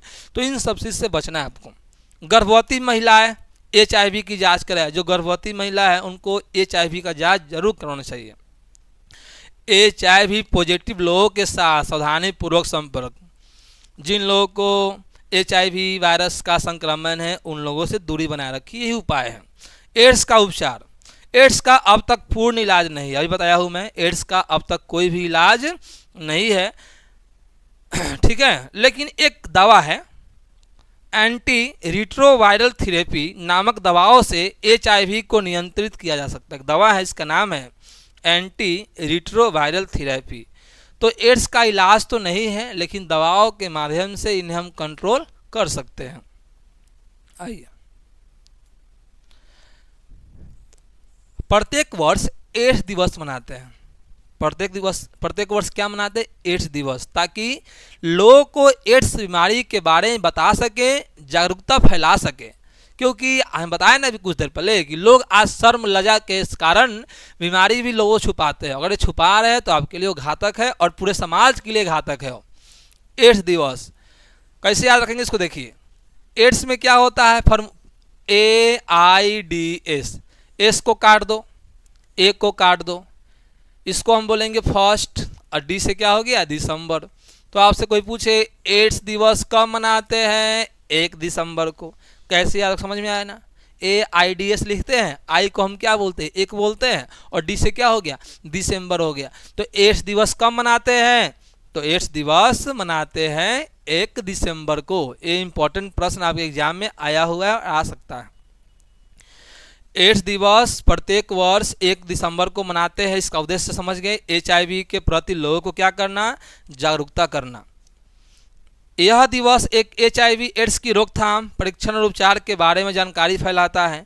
इस दिवस की शुरुआत कौन किया था? WHO का नाम बताया हूँ मैं, WHO का नाम बताया हूँ मैं। हाँ, तो एड्स दिवस का शुरुआत किसने किया था? WHO ने। कब किया था? 1988 में। इतना नहीं पूछेगा आपसे, सिर्फ यही पूछेगा एड्स क्या है, इसका इलाज है कि नहीं है, क्यों होता है, क्या कारण है, खत्म इसका उपाय क्या है दूर करने का। ओके, और ये कब मनाते हैं दिवस, समझ में आया होगा आपको। आगे बढ़ते हैं। तो हम लोगों ने अभी तक पढ़ा पुरुष जननांग, अब हम बढ़ने वाले हैं महिलाओं के जननांग के बारे में पढ़ने वाले हैं। तो महिला जननांग में वही पढ़ाए हैं। इसको योनि बोलते हैं, इसको अंडाशय बोलते हैं, याद है ना। इसको हम क्या नाम दिए थे? योनि। इसको हम क्या नाम दिए थे? अंडाशय। और ये जो भाग आप देख रहे हैं इस तरह से, इसको हम क्या नाम दिए थे? 3 नंबर लिखो यहाँ। इसको हम नाम दिए थे गर्भाशय। और ये जो नलिका इस तरह से जा रहा है उधर, इसको 4 नंबर। इसको क्या नाम दिए थे हम? फेलोपियन ट्यूब या फेलोपियन नलिका। और गर्भाशय और योनि के बीच वाले भाग को हम क्या नाम दिए हैं? इसको हम नाम दिए हैं ग्रीवा। तो आपको समझ में आ गया होगा महिला जनन तंत्र में कौन कौन से अंग हैं। योनि है, अंडाशय है, गर्भाशय है, फेलोपियन ट्यूब है, ग्रीवा है। आइए जानते हैं, क्वेश्चन एग्जाम में पूछता है महिलाओं का जनन तंत्र का पहला भाग कौन है? पहला भाग कौन है? योनि है। फिर क्वेश्चन पूछता है गर्भाशय और योनि के बीच वाले भाग को क्या बोलते हैं? तो क्या बोलते हैं सर? उसको ग्रीवा बोलते हैं। आइए हम आगे इसकी जानकारी लेते हैं संक्षिप्त में बढ़िया से। देखिए, तो अब है योनि, हम योनि के बारे में पढ़ने वाले हैं। देखिए, तो योनि महिला जनन तंत्र का एक महत्वपूर्ण अंग है। यह एक नलीनुमा रचना है, मांसपेशीय और लचीला। यह ठीक है, नली के रूप में रहता है, मांसपेशीय और लचीला होता है, जो महिलाओं के बाहरी जननांगों को गर्भाशय से जोड़ता है। सही तो बात है। जो बाहरी अंग है शुरू का, देख रहे हैं ना, यही योनि है आपका।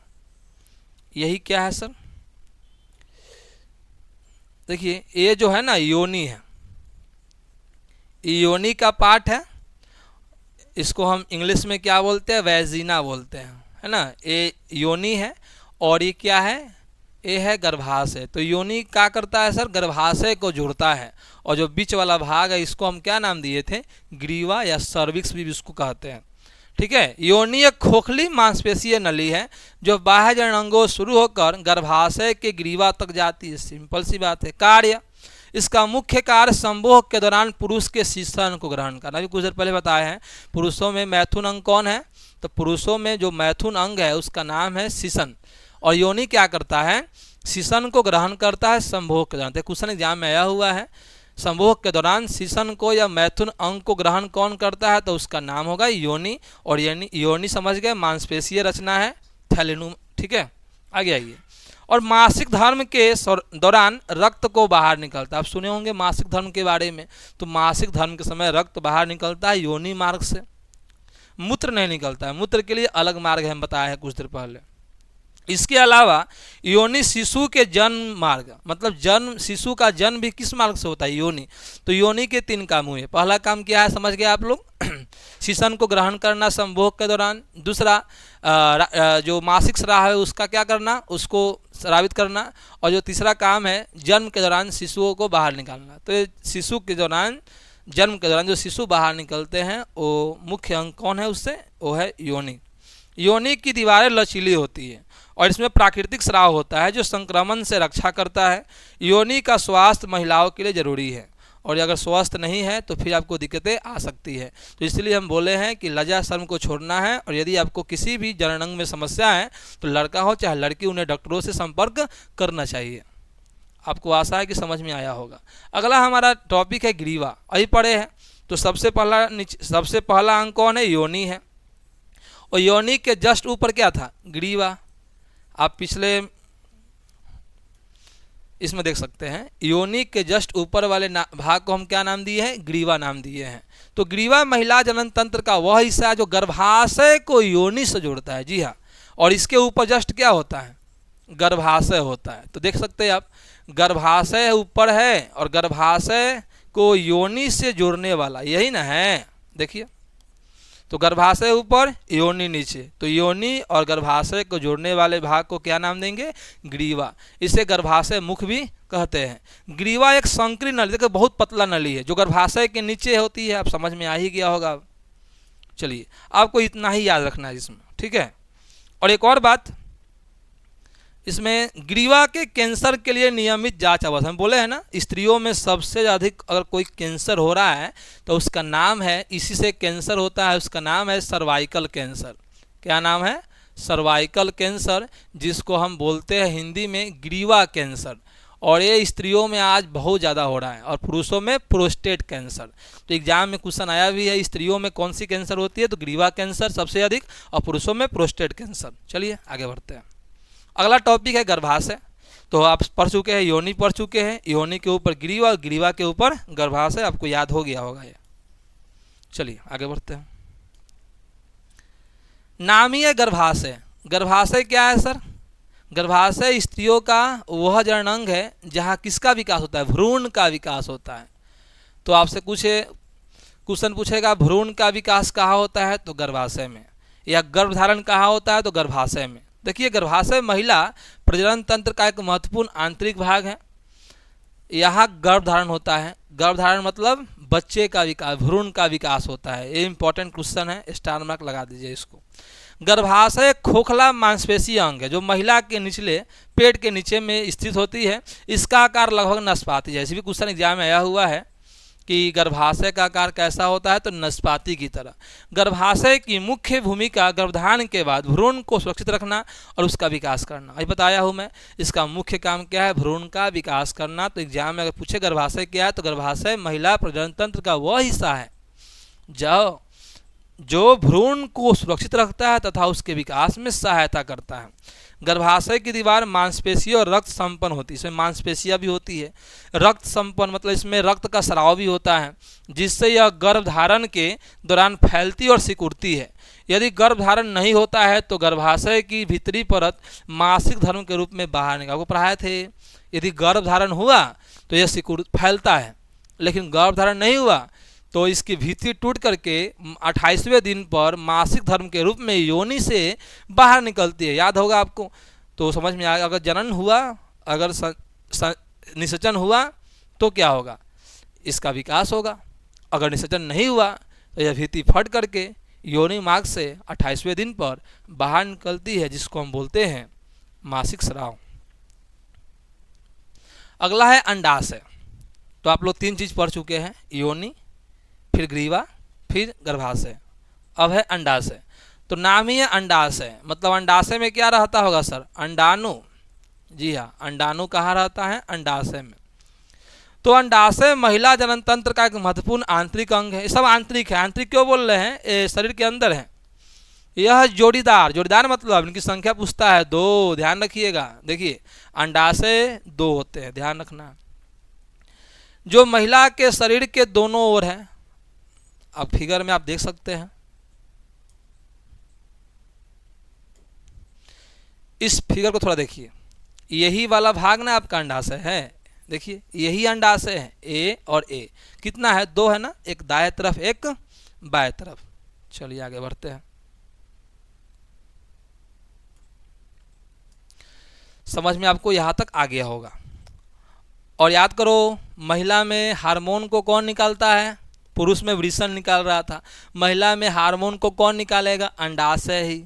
और इसका मुख्य कार्य अंडाणु और महिला हार्मोन का निर्माण करना है। इंपॉर्टेंट क्वेश्चन, फिर ये सब पढ़ा दिया गया है पिछले चैप्टर में, अभी पढ़े हैं। अंडाशय एक अंडाकार आकार का है, अंडे के आकार का है, जो महिला के प्रजनन प्रणाली में महत्वपूर्ण भूमिका निभाता है। अंडाणु उत्पन्न करता है, अभी पढ़ाया है। हर माह एक अंडाणु अंडाशय से निकलता है। ध्यान रखिए, क्वेश्चन पूछा है अंडोत्सर्ग क्या होता है, अंडोत्सर्ग अंडाणु का उत्सर्जन। तो अंडाशय से प्रत्येक महीना एक अंडाणु निकलता है, जिसको हम बोलते हैं अंडोत्सर्ग, जिसे ओव्यूलेशन कहा जाता है इंग्लिश में या हिंदी में अंडोत्सर्ग। इसके अलावा अंडाशय, आपको पता है स्त्रियों में 2 तरह का हार्मोन है, एक एस्ट्रोजन है और एक प्रोजेस्टेरोन है। इनको भी निकालने का काम कौन करता है? यही अंडाशय करता है। तो अंडाशय क्या है समझ में आ गया होगा आपको। अगला जो टॉपिक है उसका नाम है फैलोपियन ट्यूब। आप फिगर में देख सकते हैं। तो हम लोगों ने क्या क्या पढ़ा, थोड़ा सा आप नाम बता सकते हैं। हम लोगों ने अभी तक क्या क्या पढ़ा? इसको हमने नाम दिया योनि,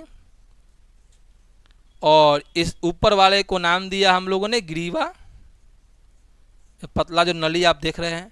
और ग्रीवा के जस्ट ऊपर वाले भाग को हमने क्या नाम दिया? इसको नाम दिया हम लोगों ने गर्भाशय। और गर्भाशय आप देख रहे हैं यहाँ दोनों तरफ जो अंडाकार रचना है उसको हमने क्या नाम दिया? तो उसका नाम है सर अंडाशय। अब जो लास्ट वाला जो भाग बच गया भाई, ये जो देख रहे हैं आप लोग इस तरह से, अब इसको पढ़ेंगे। इसी को हम नाम देते हैं फैलोपियन ट्यूब, जिसको हम बोलते हैं डिंब वाहिनी। ओके, तो फैलोपियन ट्यूब महिला जनन तंत्र के दो पतले नली जैसे अंग है। दो हैं, एगो इधर एगो इधर, देख रहे हैं। अंडाशय को गर्भाशय से जोड़ते हैं, देख रहे हैं ना, ये अंडाशय है। और यही नलिका जो इधर आया हुआ है फिर इधर से आया हुआ है, ये क्या करता है? देखो ये दोनों कहाँ जा रहा है। और ध्यान से आप फिगर को देखेंगे, ये अंडाशय है, अंडाशय से नलिका निकला है, और इधर भी अंडाशय एक नलिका निकला है, और ये दोनों कहाँ मिल रहा है?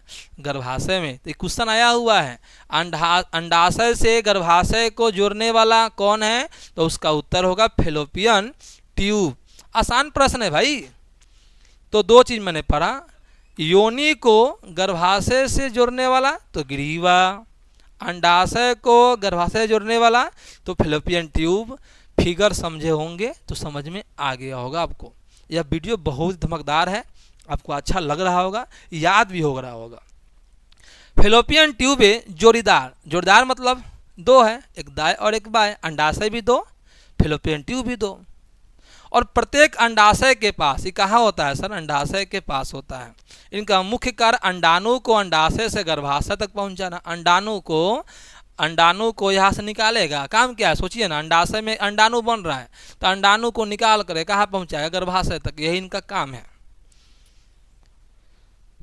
अंडाशय से निकला अंडाणु फैलोपियन ट्यूब में प्रवेश करता है, जहाँ शुक्राणु के साथ मिलता है। पढ़े होंगे अंडाणु, शुरू में पढ़ाया हूं मैं, प्लस शुक्राणु,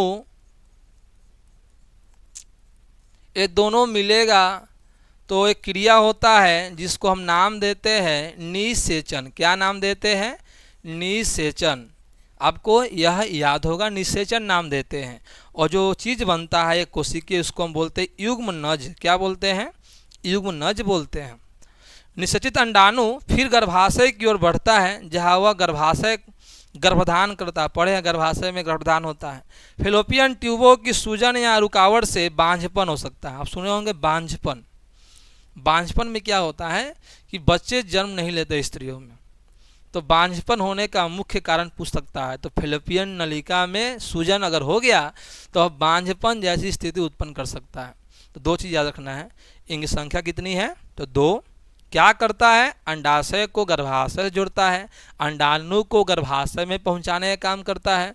यही फिर क्वेश्चन पूछेगा वह कौन ऐसा स्थान है जहां अंडाणु और शुक्राणु का निषेचन होता है? तो आपका आंसर होगा फैलोपियन ट्यूब या फैलोपियन नलिका। चलिए आगे बढ़ते हैं। अब है गर्भाधान। गर्भाधान क्या है? गर्भाधान क्या है? तो नाम ही है गर्भाधान। तो गर्भाधान वह प्रक्रिया है जब पुरुष का शुक्राणु महिला के अंडाणु से मिलता है। जब शुक्राणु पुरुष का, भाई पढ़े, पुरुष में शुक्राणु और महिला में अंडाणु जब दोनों मिलेगा तो यह प्रक्रिया कहलाता है गर्भाधान। ठीक है, यह आमतौर पर फैलोपियन ट्यूब में ही पढ़ा है। कहाँ होता है? फैलोपियन ट्यूब में होता है। इस मिलन से निषेचित अंडाणु बनता है, जो गर्भाशय की दीवार से चिपक कर गर्भधारण की शुरुआत करता है। तो समझ में आ गया होगा। तो अंडाणु शुक्राणु मिलेगा, निषेचन होगा और वही गर्भाशय में जाकर विकसित होता है। तो इसी को हम नाम देते हैं गर्भाधान। आप देख रहे हैं फिगर में एक अंडाणु आ रहा है, सॉरी अंडाणु बोल रहा हूँ मैं, ये क्या है? ये शुक्राणु है, और ये आपका क्या है? अंडाणु है। और ये दोनों मिलेगा तो निषेचन होगा, और यही जब गर्भाशय में पहुंचता है तो गर्भाधान होता है। अगला है गर्भावस्था। तो गर्भधारण के बाद महिला के गर्भाशय में तो पहले क्या होगा, गर्भाधान, ध्यान रखिएगा, पहले क्या होगा, गर्भाधान, और उसके बाद का जो अवस्था कहलाता है वो कहलाता है गर्भावस्था। गर्भधारण का क्या हुआ समझे, अंडाणु और शुक्राणु मिल रहा था। अब है तो गर्भधारण के बाद क्वेश्चन भी पूछता है, गर्भधारण के बाद की अवस्था को क्या कहते हैं, तो गर्भावस्था। तो गर्भधारण के बाद महिला गर्भाशय में भ्रूण का विकास होता है। यह अवधि लगभग 9 महीने या 40 सप्ताह, इसको आप टिक कर लीजिए, एग्जाम में आएगा पक्का। क्वेश्चन पूछेगा महिलाओं में गर्भावस्था की सामान्य अवधि कितनी होती है, तो आपका उत्तर होगा 40 महीना, सॉरी 40 सप्ताह। कितना, 40 सप्ताह। 40 सप्ताह मतलब सर जी 280 से 290 दिन, इसे 280 दिन यहाँ होगा गुना करे तो, है ना। लेकिन कभी कभी ऑप्शन में क्या करता है, 40 सप्ताह न दे करके 280 से 290 दिन लिख देता है। यह कभी कभी आपको मिलेगा 9 महीना। तो ऑप्शन में इन तीनों में से कोई एक मिल सकता है, 40 सप्ताह, 280 से 290 दिन या 9 महीना। गर्भावस्था के दौरान भ्रूण का विकास होता है और माँ के शरीर में कई हार्मोन बदलाव होते हैं, पढ़े होंगे। और इसी अवस्था में जो बच्चे होते हैं उनको माँ के शरीर से पोषण भी मिलता है। सोचिए जो बच्चे माँ के शरीर में बड़े हो रहे हैं, पल रहे हैं 9 महीना, तो उनको पोषण कहाँ से मिलता है, तो वो पोषण मिलता है गर्भाशय की भीति में एक जगह है, उसका नाम है प्लेसेंटा। आइए हम आगे पढ़ते हैं उसके बारे में। देख लीजिए ये बच्चा है, आप अगर इस फिगर को अगर देख पा रहे हैं तो आप देख सकते हैं कि बच्चा है माँ के शरीर में, गर्भ में बच्चा बिल्कुल इस तरह ही होता है, आपको दिखाई दे रहा होगा। और ये देखिए ये है गर्भाशय की भीति, ये माँ के शरीर से जुड़ा हुआ है। नली आप देख पा रहे हैं, एक नली है जो बच्चे के नाभि से जुड़ा हुआ है। यदि बच्चे का जन्म आप देखे होंगे तो आप देखे होंगे बच्चे के नाभि से एक नली जुड़ा होता है। उसी नली के माध्यम से माँ के, देखिए अगर यहाँ माँ के शरीर में माँ भोजन करते, आप सुनते होंगे माँ भोजन करती है तो बच्चे पर उसका असर पड़ता है ना। तो माँ जैसा भोजन करे, अगर ठंडा भोजन करती है तो बच्चे को वही भोजन मिलेगा, गर्म भोजन करेगी तो बच्चे को वैसा ही मिलेगा। तो कहने का अर्थ ये हुआ माँ के शरीर से जो पोषण मिलता है वो बच्चे को मिलता है। कैसे, तो इसी नली के द्वारा, जिसको हम बोलते हैं अम्बिलिकल कॉर्ड, ओके, या बोलते हैं गर्भ नाल। नाल मतलब नलिका। तो वह नलिका जिसके द्वारा पोषण माँ के शरीर से बच्चे के शरीर में प्रवेश करता है उसको हम क्या नाम देते हैं, गर्भनाल। और गर्भनाल बच्चे के किस अंग से जुड़ा होता है, ऑप्शन आएगा हाथ, पैर, नाभि, तो क्या नाम देंगे आप, नाभि। और जन्म के बाद इसको क्या करते हैं, काट देते हैं। ये तब तक है जब तक बच्चे माँ के शरीर में है। अब जन्म हो गया, इसको आवश्यकता है नहीं तो डॉक्टर अक्सर इसे काट देते हैं। आइए, एक शब्द है प्रसव।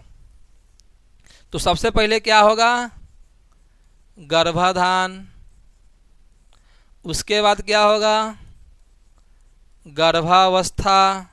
गर्भावस्था में क्या होता है, भ्रूण का विकास होता है। और जो तीसरा और अंतिम अवस्था उसका नाम है प्रसव, मतलब लेबर एंड डिलीवरी। गर्भावस्था पूरी होने पर माँ के गर्भाशय की मांसपेशियां सिकुड़ने लगती है, जिससे गर्भाशय का मुख्य खुलता है। और इस प्रक्रिया के दौरान शिशु गर्भाशय से नीचे आकर योनि मार्ग से बाहर आता है। इससे प्रसव या बच्चे का जन्म कहते हैं। एग्जाम में क्वेश्चन आया हुआ है, प्रसव क्या है।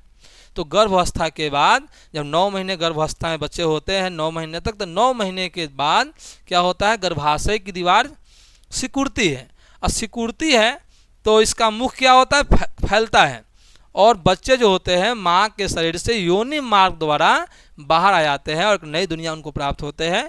तो इसी अवस्था को हम बोलते हैं प्रसव। प्रसव 3 चरणों में होता है, ये जरूरी नहीं है लेकिन याद रखिएगा। पहला चरण में क्या, गर्भाशय का मुंह खुलना, पहले गर्भाशय का मुंह खुलता है, फिर बच्चे का जन्म, और तीसरा है प्लेसेंटा का निकलना।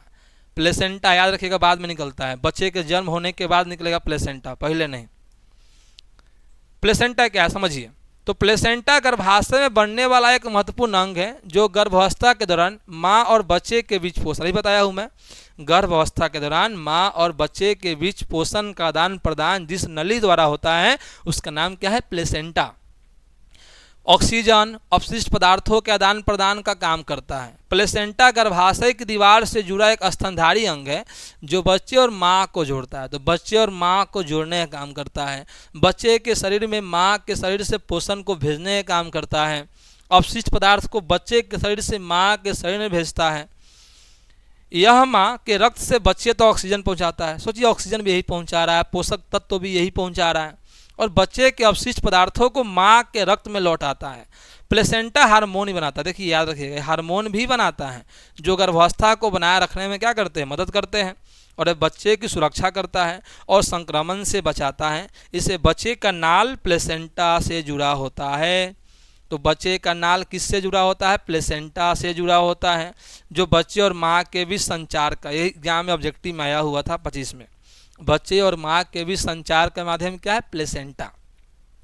प्रसव के बाद प्लेसेंटा निकल जाता है। ओके, याद रखिएगा।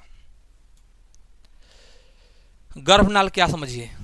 गर्भनाल एक रस्सी जैसी ट्यूब है, जो रस्सी जैसी ट्यूब है उसको हम क्या नाम दिए? प्लेसेंटा होता है गर्भाशय में, ठीक है। प्लेसेंटा क्या होता है? गर्भाशय में एक अंग है जो बच्चे में पोषण देता है, ऑक्सीजन देता है, ठीक है।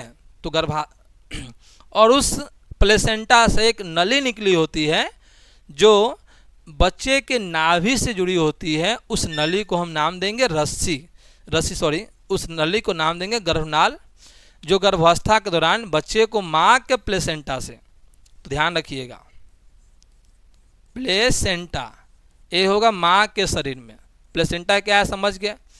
माँ के शरीर में वह अंग जो बच्चे को पोषण प्रदान करता है, और इस पोषक पदार्थ को बच्चे तक ले जाने के लिए एक नली होती है। उस नली को ही हम क्या नाम देते हैं?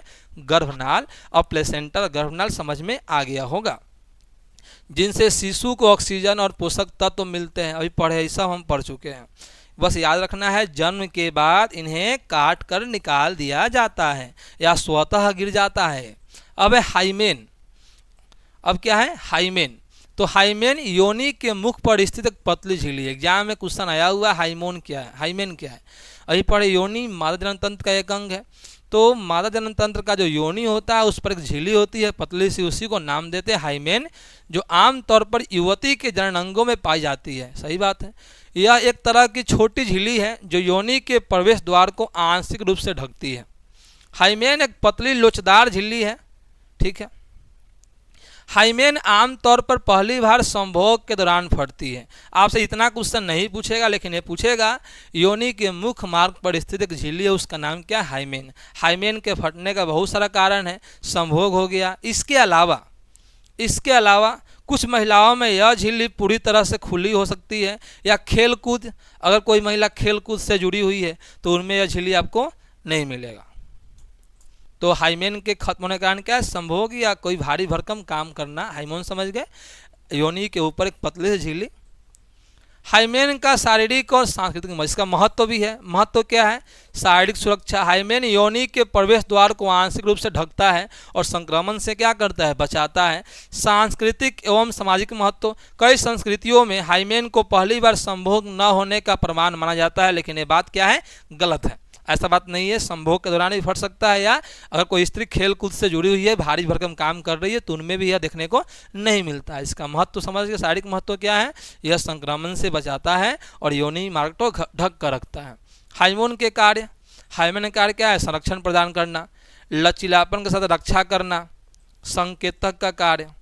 ये दिखाता है हाइमेन, अगर हाइमेन किसी स्त्री में है तो यह मालूम चलता है कि उस स्त्री में संभोग नहीं हुआ है, या वह स्त्री भारी भरकम काम नहीं कर रही है। तो इस सांस्कृतिक महत्व है, सामाजिक महत्व है।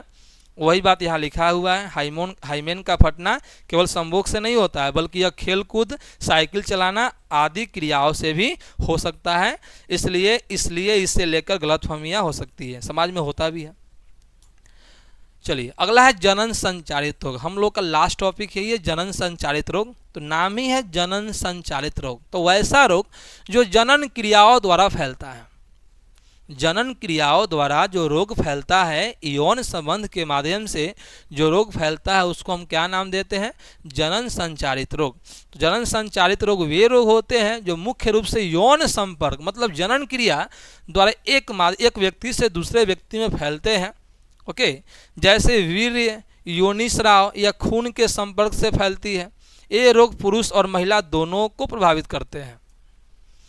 इनके प्रकार ये 3 तरह के होते हैं, एक बैक्टीरिया से होने वाला रोग, एक वायरस और एक परजीवी। तो आपसे क्वेश्चन पूछेगा जनन संचालित रोग कितने प्रकार के होते हैं? 3।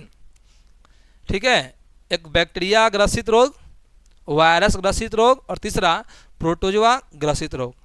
आपको इसमें याद क्या करना है? नाम, बैक्टीरिया से कौन सा रोग हो रहा है, वायरस से कौन सा हो रहा है और परजीवी से कौन सा हो रहा है। तो जो बैक्टीरिया से जो रोग होता है उसका नाम है गोनोरिया, सिफिलिस। ध्यान रखिएगा, गोनोरिया, सिफिलिस, क्लेमाइडिया। ये 3 रोग जो है ये आपके बैक्टीरिया से होता है। इंपॉर्टेंट कौन है इसमें? इंपॉर्टेंट है गोनोरिया और सिफिलिस। जो इंपॉर्टेंट है मैं वहाँ स्टार मार्क लगा दे रहा हूँ। गोनोरिया और सिफिलिस जनन संचालित रोग। लेकिन कौन सा? तो बैक्टीरिया वाले। वायरल, वायरल मतलब जो वायरस से होता है। अभी पढ़े हैं कि सर वायरल में एक ही है इंपॉर्टेंट है आपका HIV, एकदम खतरनाक है, इसका कोई उपाय ही नहीं है। तो HIV या एड्स, हर्पीज भी एक वायरस संबंधित रोग है। ह्यूमन पैपिलोमा वायरस इंपॉर्टेंट, फिर इंपॉर्टेंट, अभी इसका समस्या बहुत ज़्यादा बढ़ रहा है। HPV, ह्यूमन पैपिलोमा वायरस क्या होता है? जननांगों में मस्से और कैंसर है। काली पढ़े है ना, जननांगों में कैंसर होता है, जैसे स्त्रियों में ग्रीवा कैंसर और पुरुषों में प्रोस्टेट कैंसर। इसका मुख्य कारण कौन है? यही है। कौन वायरस? ह्यूमन पैपिलोमा वायरस, जिसको हम शॉर्ट में बोलते हैं HPV। ये क्वेश्चन आया हुआ है, वह कौन सा वायरस है जिस कारण यौन संचालित रोग से कैंसर होने की समस्या होती है? तो आपका उत्तर होगा ह्यूमन पैपिलोमा वायरस। अगला है परजीवी।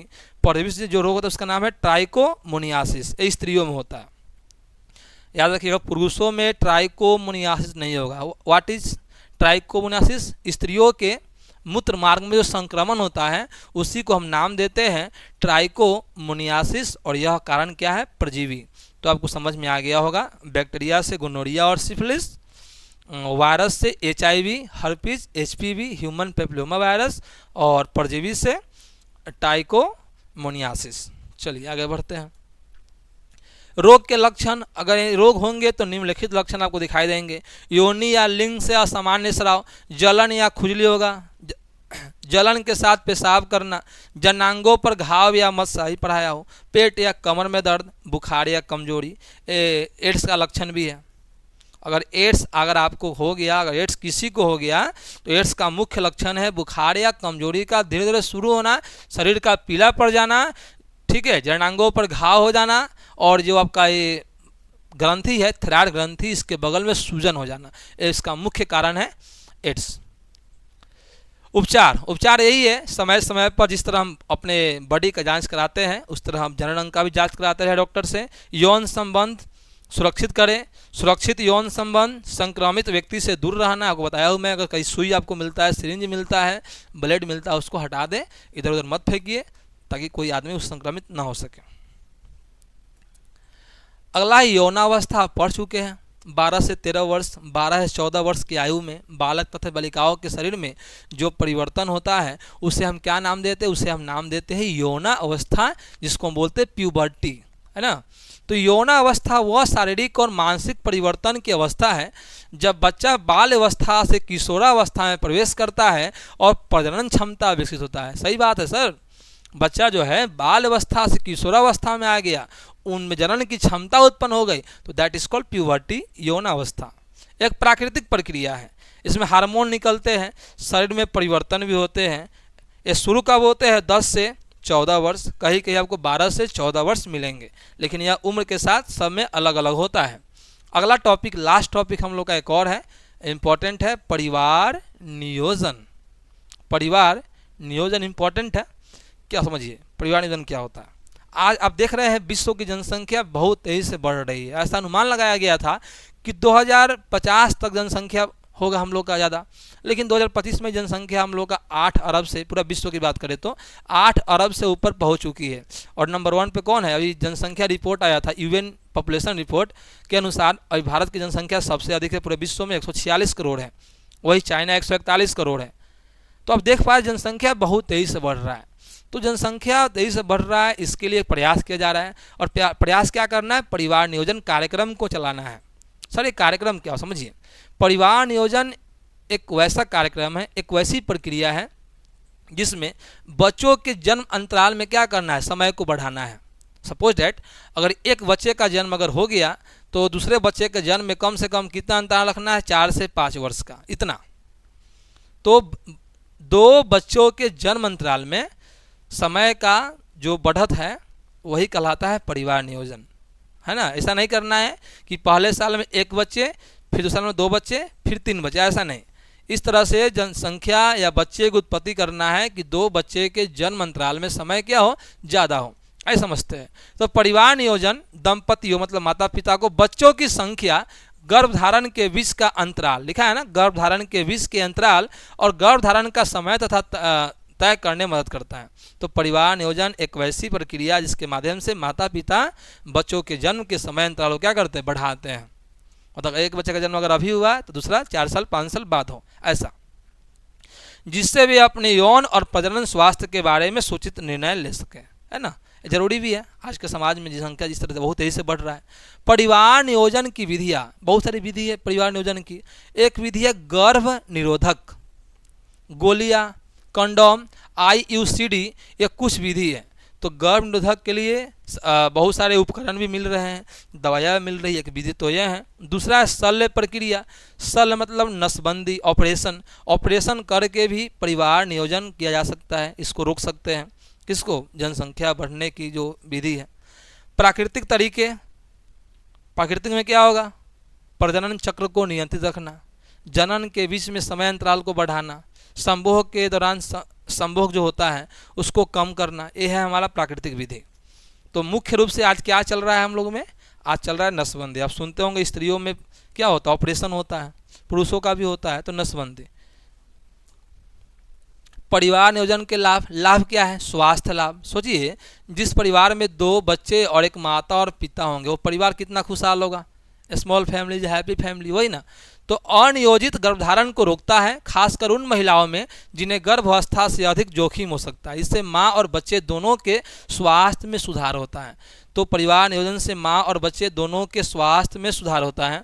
आर्थिक और सामाजिक लाभ, अगर परिवार में कम व्यक्ति है, कम बच्चे हैं, तो क्या होगा? उनका पालन पोषण बढ़िया से होगा। लेकिन अगर उसी परिवार में 2 आदमी हैं, कमाने वाले 1 आदमी, खाने वाले 8 से 9 आदमी हैं, तो उस परिवार का ना तो आर्थिक विकास होगा और ना ही सामाजिक विकास होगा। मतलब आर्थिक मतलब क्या हुआ कि वो सही से वो परिवार कमाएगा लेकिन बचा नहीं पाएगा।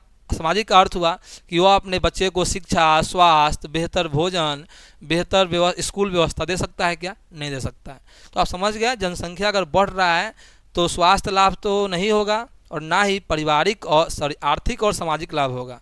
तो इसी को मान्य करने के लिए, लागू करने के लिए परिवार नियोजन बहुत ज़रूरी है, ताकि स्वास्थ्य लाभ बच्चे को ही मिल सके, माँ को ही मिल सके, उनका सामाजिक विकास हो सके, उनका आर्थिक विकास हो सके। लिंग समानता, यह महिलाओं को गर्भधारण के बारे में निर्णय लेने की शक्ति देता है, जिससे उनकी भूमिका में सुधार होता है। जनसंख्या नियंत्रण, जनसंख्या नियंत्रण के लिए बेहद जरूरी है परिवार नियोजन। अगला टॉपिक है सरकारी प्रयास। सरकार इनके लिए क्या कर रही है? तो सरकार क्या कर रही है? गर्भ निरोधक विधि का उपलब्धता। सरकार क्या कर रही है? प्राइमरी अस्पताल में, सरकारी अस्पताल में, जो भी अस्पताल उनके एरिया में चलते हैं सरकारी है, वहाँ पे गर्भ निरोधक गोलियों का क्या कर रही है? सरकार व्यवस्था करा रही है ताकि लोग इसका उपयोग कर सकें। अगला प्रजनन स्वास्थ्य सेवा। सरकार प्रजनन, मातृ, नवजात और बाल स्वास्थ्य कार्यक्रम के तहत परिवार नियोजन सेवाओं को बढ़ावा दे रही। सरकार बहुत सारी ऐसी योजनाएं ला रही है जिससे स्त्रियों को शिक्षा जागरूकता किया जा रहा है। क्या करें? बच्चे के जन्म अंतराल को वो बढ़ाए। समुदाय आधारित सेवाएं। अब समाज में क्या है? स्वयं सहायता समूह चल रहा है। स्वयं सहायता समूह के माध्यम से भी स्त्रियों को यह शिक्षा दी जा रही है परिवार नियोजन के बारे में। अगला टॉपिक है गर्भाशय ग्रीवा कैंसर क्या है। तो आपको मैं ऑलरेडी पहले पढ़ा चुका हूँ, बस थोड़ा सा आप देख लीजिए। गर्भाशय ग्रीवा कैंसर एक प्रकार का कैंसर है जो गर्भाशय के निचले हिस्से, पढ़ा है ना, ग्रीवा कहाँ होता है, गर्भाशय के नीचे, योनि के ऊपर। ग्रीवा में नाम इसका ग्रीवा कैंसर नाम क्यों हो भाई, क्योंकि ये ग्रीवा में होता है। यह महिलाओं में होने वाले सामान्य कैंसरों में से एक है। लक्षण क्या है, असामान्य योनि स्राव, मासिक धर्म के बीच खून आना, संभोग के दौरान दर्द या रक्तस्राव, पीठ या कमर में दर्द, बार बार पेशाब या मूत्र में दर्द, है ना, ये सभी इसके तो ये नॉर्मल है। ये स्त्रियों में आजकल बहुत ज़्यादा हो रहा है सर्वाइकल कैंसर। और इसी को रोकने के लिए बिहार सरकार ने योजना भी लाया है। इसी को रोकने के लिए बिहार सरकार अब क्या कर रही है, जो 10 से 14 वर्ष की जो स्त्री है, बालिका है, उनको वैक्सीन दिया जा रहा है। किसको रोकने के लिए, सर्वाइकल कैंसर को रोकने के लिए, ताकि भविष्य में ये समस्या उत्पन्न न हो। चलिए आगे बढ़ते हैं। इसका रोकथाम का उपाय भी है, सर्जरी, ऑपरेशन है, radiation therapy, chemotherapy, don't mind, इसको याद नहीं रखना है।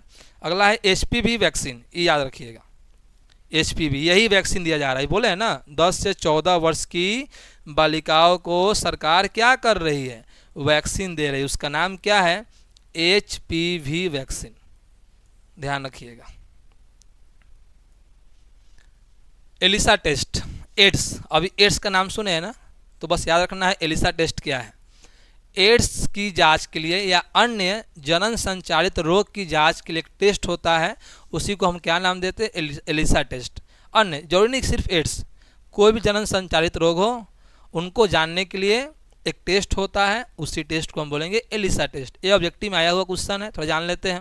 एलिसा टेस्ट एक लैब तकनीक है जिसका उपयोग शरीर में किसी विशेष एंटीजन या एंटीबॉडी की उपस्थिति का पता लगाने के लिए करते हैं कि शरीर में कौन सा वायरस है, कौन सा एंटीबॉडी है, कौन सा एंटीबॉडी क्या होता है जो रोगों से हमारी रक्षा करता है।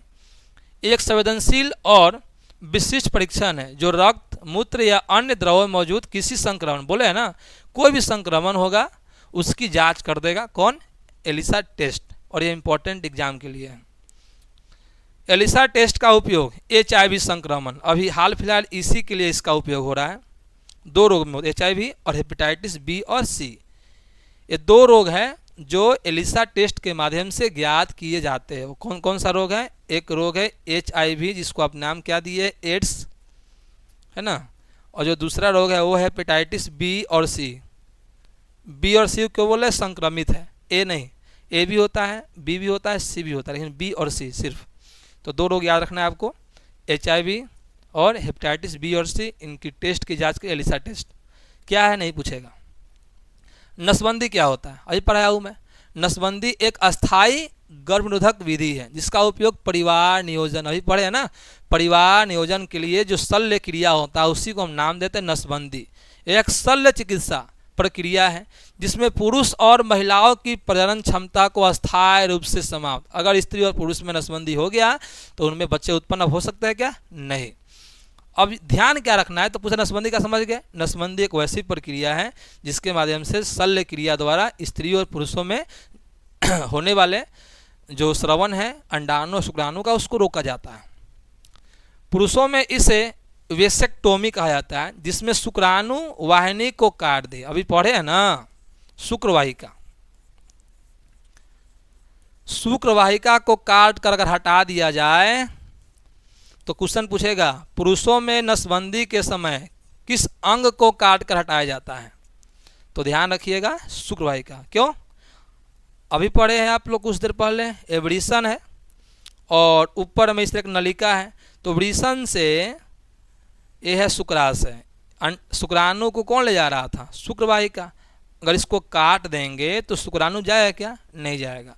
यदि शुक्राणु नहीं जाएगा तो जनन क्रिया संपन्न नहीं होगा। सिंपल सी बात है, आपको इतना याद रखना है कि नसबंदी में पुरुषों के कौन से भाग को काटते हैं, तो आंसर आपका होगा शुक्रवाहिका। वही स्त्रियों में किसको, स्त्रियों में, जबकि महिलाओं में ट्यूबल लाइगेशन किया जाता है जिसमें अंडाणु को गर्भाशय तक पहुंचाने से, इसे याद रखिएगा। अभी आप पढ़े फेलोपियन नलिका, तो फेलोपियन नलिका को अगर काट के हटा दीजिए, फेलोपियन नलिका को अगर बांध दिया जाए तो वही है स्त्री का नसबंदी। यदि शुक्रवाहिका को हटा दिया जाए तो पुरुष नसबंदी। तो दोनों कारण आपको समझ में आ गया होगा। नसबंदी क्या है? वह प्रक्रिया जिसके द्वारा स्त्री और पुरुष दोनों में जनन क्रिया को रोकने का काम किया जाता है। स्त्रियों में किसको हटाते हैं? फेलोपियन नलिका को, ताकि शुक्राणु अंडाणु नहीं मिल सके, और पुरुषों में किसको हटाते हैं? शुक्रवाहिका को, ताकि शुक्राणु मूत्र मार्ग में प्रवेश नहीं कर सके। आइए, मासिक स्राव आप पढ़ चुके हैं ऑलरेडी। क्या होता है मैं बता दे रहा हूँ फिर से, कि यदि गर्भधारण नहीं होता है तो जो अंडाणु है वो परिपक्व होकर 28 दिन के बाद द्रव खून के माध्यम से योनि मार्ग द्वारा बाहर निकलता है। यही है मासिक स्राव। ये आप पढ़ चुके हैं ऑलरेडी।